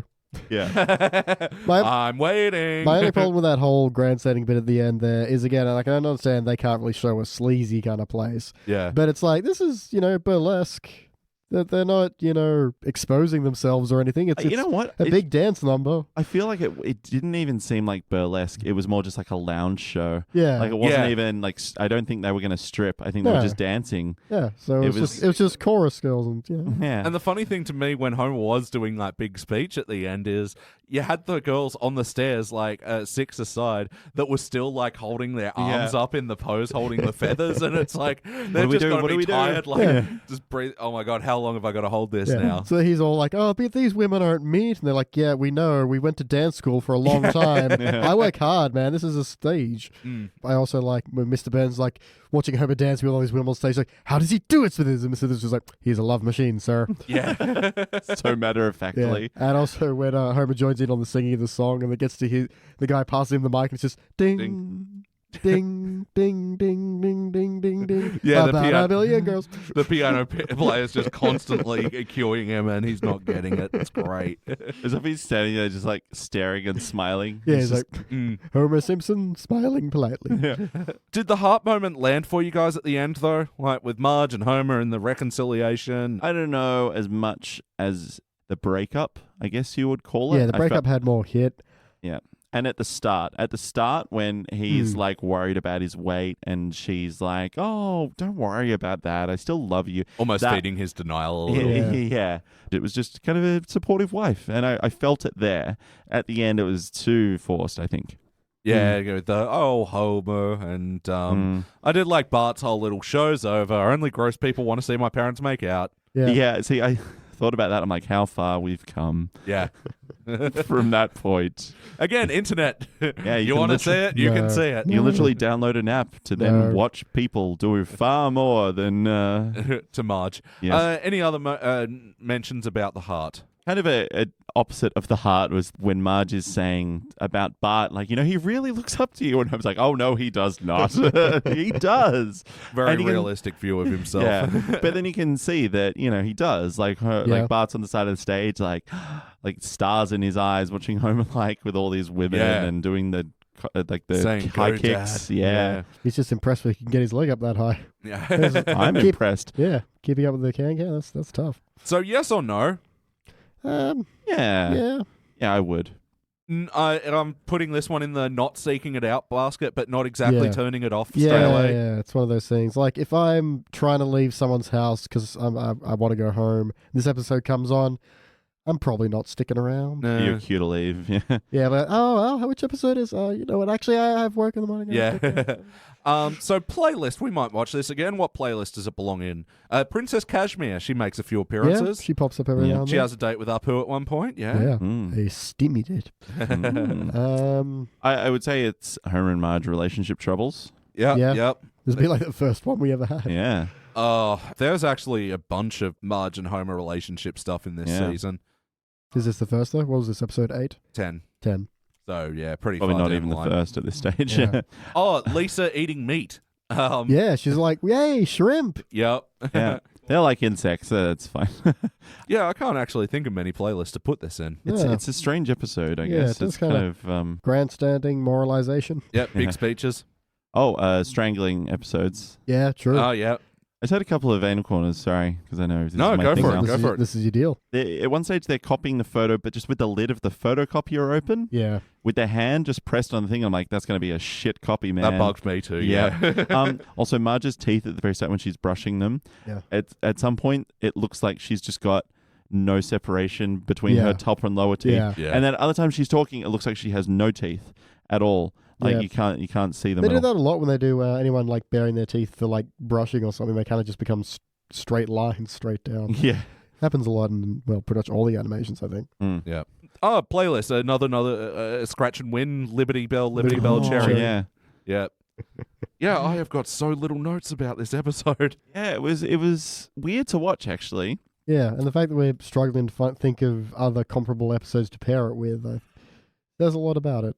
Because it is so different. Season 1 is such a first draft of the show. Yeah. Almost. Yeah, totally. But you definitely, you see what will become the show in that. I think Bart the General was a good example of that. Yeah, which is surprising given how early in the run that one is. Yeah, but it really, it's everything The Simpsons is. Really landed. Yeah. But they do, really establish Homer's absent-mindedness, but still caring, the way when he's apologizing to Marge, and he goes, I'm going to get myself some milk. See, I'm not drinking out of the carton. Yeah. What do you want, woman? And as he's doing that, what do you want? Is there's milk all over his face. Yeah, and then he gets swept up in the big song and dance number, and then sees Bart, and he's like, oh, that's why I was here. No, absolutely. Yeah, so things like that, I think it did well, and yeah, establishing what The Simpsons would become, I think this episode did do. And Bart's cheekiness as well. I liked how he changed the letters on that cod platter sign. Oh, yeah. What did it send to? Oh, yeah, cold pet rat. Yep. So good. Yeah, I'm out of notes. How about you guys? Also out. Oh, two things.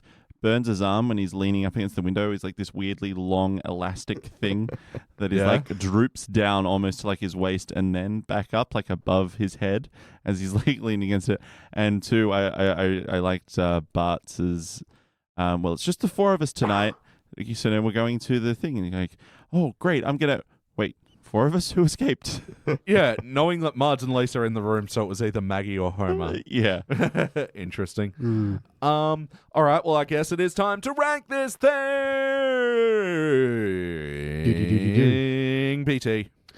I'm gonna throw it out there. I'm gonna see how it sits. I think I'm gonna say a bronze. Yep. It's one of the more plot heavy episodes, but there's not as many jokes, and I just didn't have as much fun thinking on the last one, which I very easily silvered. And even thinking back to season 1, I think we cubicked Bart the General. Yep. I think we bronzed Homer's Odyssey. Yeah. You did. I participated in it. You did. I feel it's probably better than Homer's Odyssey, but I don't think it cracks a higher ranking, so I'm going to say bronze. Fair enough. Yeah, even speaking my own justification, I don't feel I need to change that. Jordan? I'm really struggling because I think about it every time we watch a classic episode. I'm constantly thinking like, oh, well, this is a good one, so I have to rank it a good one. And I don't know if I'm judging them as unbiased in a manner as I should. And I think about this one and I go, well, it's a classic, so I've got to rate it better than a teen episode, but I don't know. I'm kind of wavering. I was kind of thinking bronze before we sat down and started talking. Yep. It was just that I was kind of going, oh, am I looking at it through a father's eyes? Well, if you could gouge out some other guy's eyes and put them in my eyes and look through those eyes, I would do it. It's just that it's less comedy and it's more like family. So it's not bad. So I think bronze is good because yes, I would watch it again. And yeah, I think it's in that respect, it's a respectable episode. Yeah, and I want to say the other comparison I wanted to make is Call of the Simpsons. We gave Silver, and that one's a lot funnier and a lot more fun. Like this one, I feel like I'm not really going to remember any lines from it, or not going to take anything away from it. Well, thanks for bringing that episode up, because that brings up a good point in my mind, is that Call of the Simpsons, I thought that one's problem was it didn't get like rapid fire funny until the end. Yeah, the first half was a bit slower. Whereas this one, I don't ever feel like it picked up that speed that I like. This one never sort of hit that high for me. And look, you could argue that, it's the foundation that's setting it up. You probably, could give it a little leeway. I think I've given it a lot. And I'm still going to go bronze. And it is because in comparison to these other season 1 episodes that I had more fun with, like the family therapy one or Call of the Simpsons, and I just didn't have as much fun with this one, but it is still a good episode. And comparing it to the one we just watched as well, I'd sooner watch Little Girl in the Big Ten before I'd watch this one. So a bronze for me as well. I wonder if it's because it's dealing with a more serious topic, and it's being serious about it. Well, you can have a serious topic and still have jokes and fun around it. Yeah. And, I forgot to ask the question, is there any scenes you'd like to add or remove? And there's actually nothing I'd particularly remove. No. But it's not fast. No. I mean, it's not fast. I wouldn't say it's slow. It's got the same consistent pace. Yeah. It's just, they're dealing with a more serious issue, and it's just less fun. That's really what I can come down to saying. When you want to sit down, you want to watch something, you want to enjoy yourself. If I want something serious, I'll go watch something serious. If I want to have fun, I'll watch The Simpsons. Yeah. If you were to add anything, it would be like, oh, well, you just add maybe some jokes in the the second half or something. Yeah. But then I go, well, where? I don't know. It's easy to say just add jokes, but I don't know where you'd put them. Up the funny by 20%. I don't know what they'd be about. I just it's just fine as it is, and just. Yeah, that's it. Okay, well, that does it for that one. That'll be a unanimous bronze. That'll join such other unanimous bronzes like The Lastest Gun in the West, How I Spent My Strummer Vacation, Gone Maggie Gone, Chief of Hearts, Falcon and the Doll Man, and Covercraft. Covercraft, where Homer becomes a bass player, actually. I've seen that, and I literally remember nothing about it. I reviewed that episode. Yeah. No, it's fine. It's just it's forgettable. But, Clearly. Yeah. As demonstrated here. See, for a second when you read out that list, I'm like, oh, maybe we were a little harsh on this episode. It's such a classic. I'm like, remember any line from it other than doody doody doo. I'm trying not to look at my notes. I can't even remember that Smithers line I really liked. He's a love machine, sir. Where's my spy camera? All right, cool. Well, that does it for episode 53 of The Simpsons Index. Thank you guys for joining me in the unnamed studios. Today it can be the ye old off-ramp studios. Nice. All right, Jordan, thank you very much for being here. Oh, it was a pleasure. Thank you. Thank you, BT. Go, rest your giant head. I shall. And I've been your host, Elliot J. O'Neill. That's all the mustard in the house. Thank you for checking out the Simpsons Index podcast. Don't forget to go to www.thesimpsonsindex.com for the spreadsheet and information about upcoming episodes.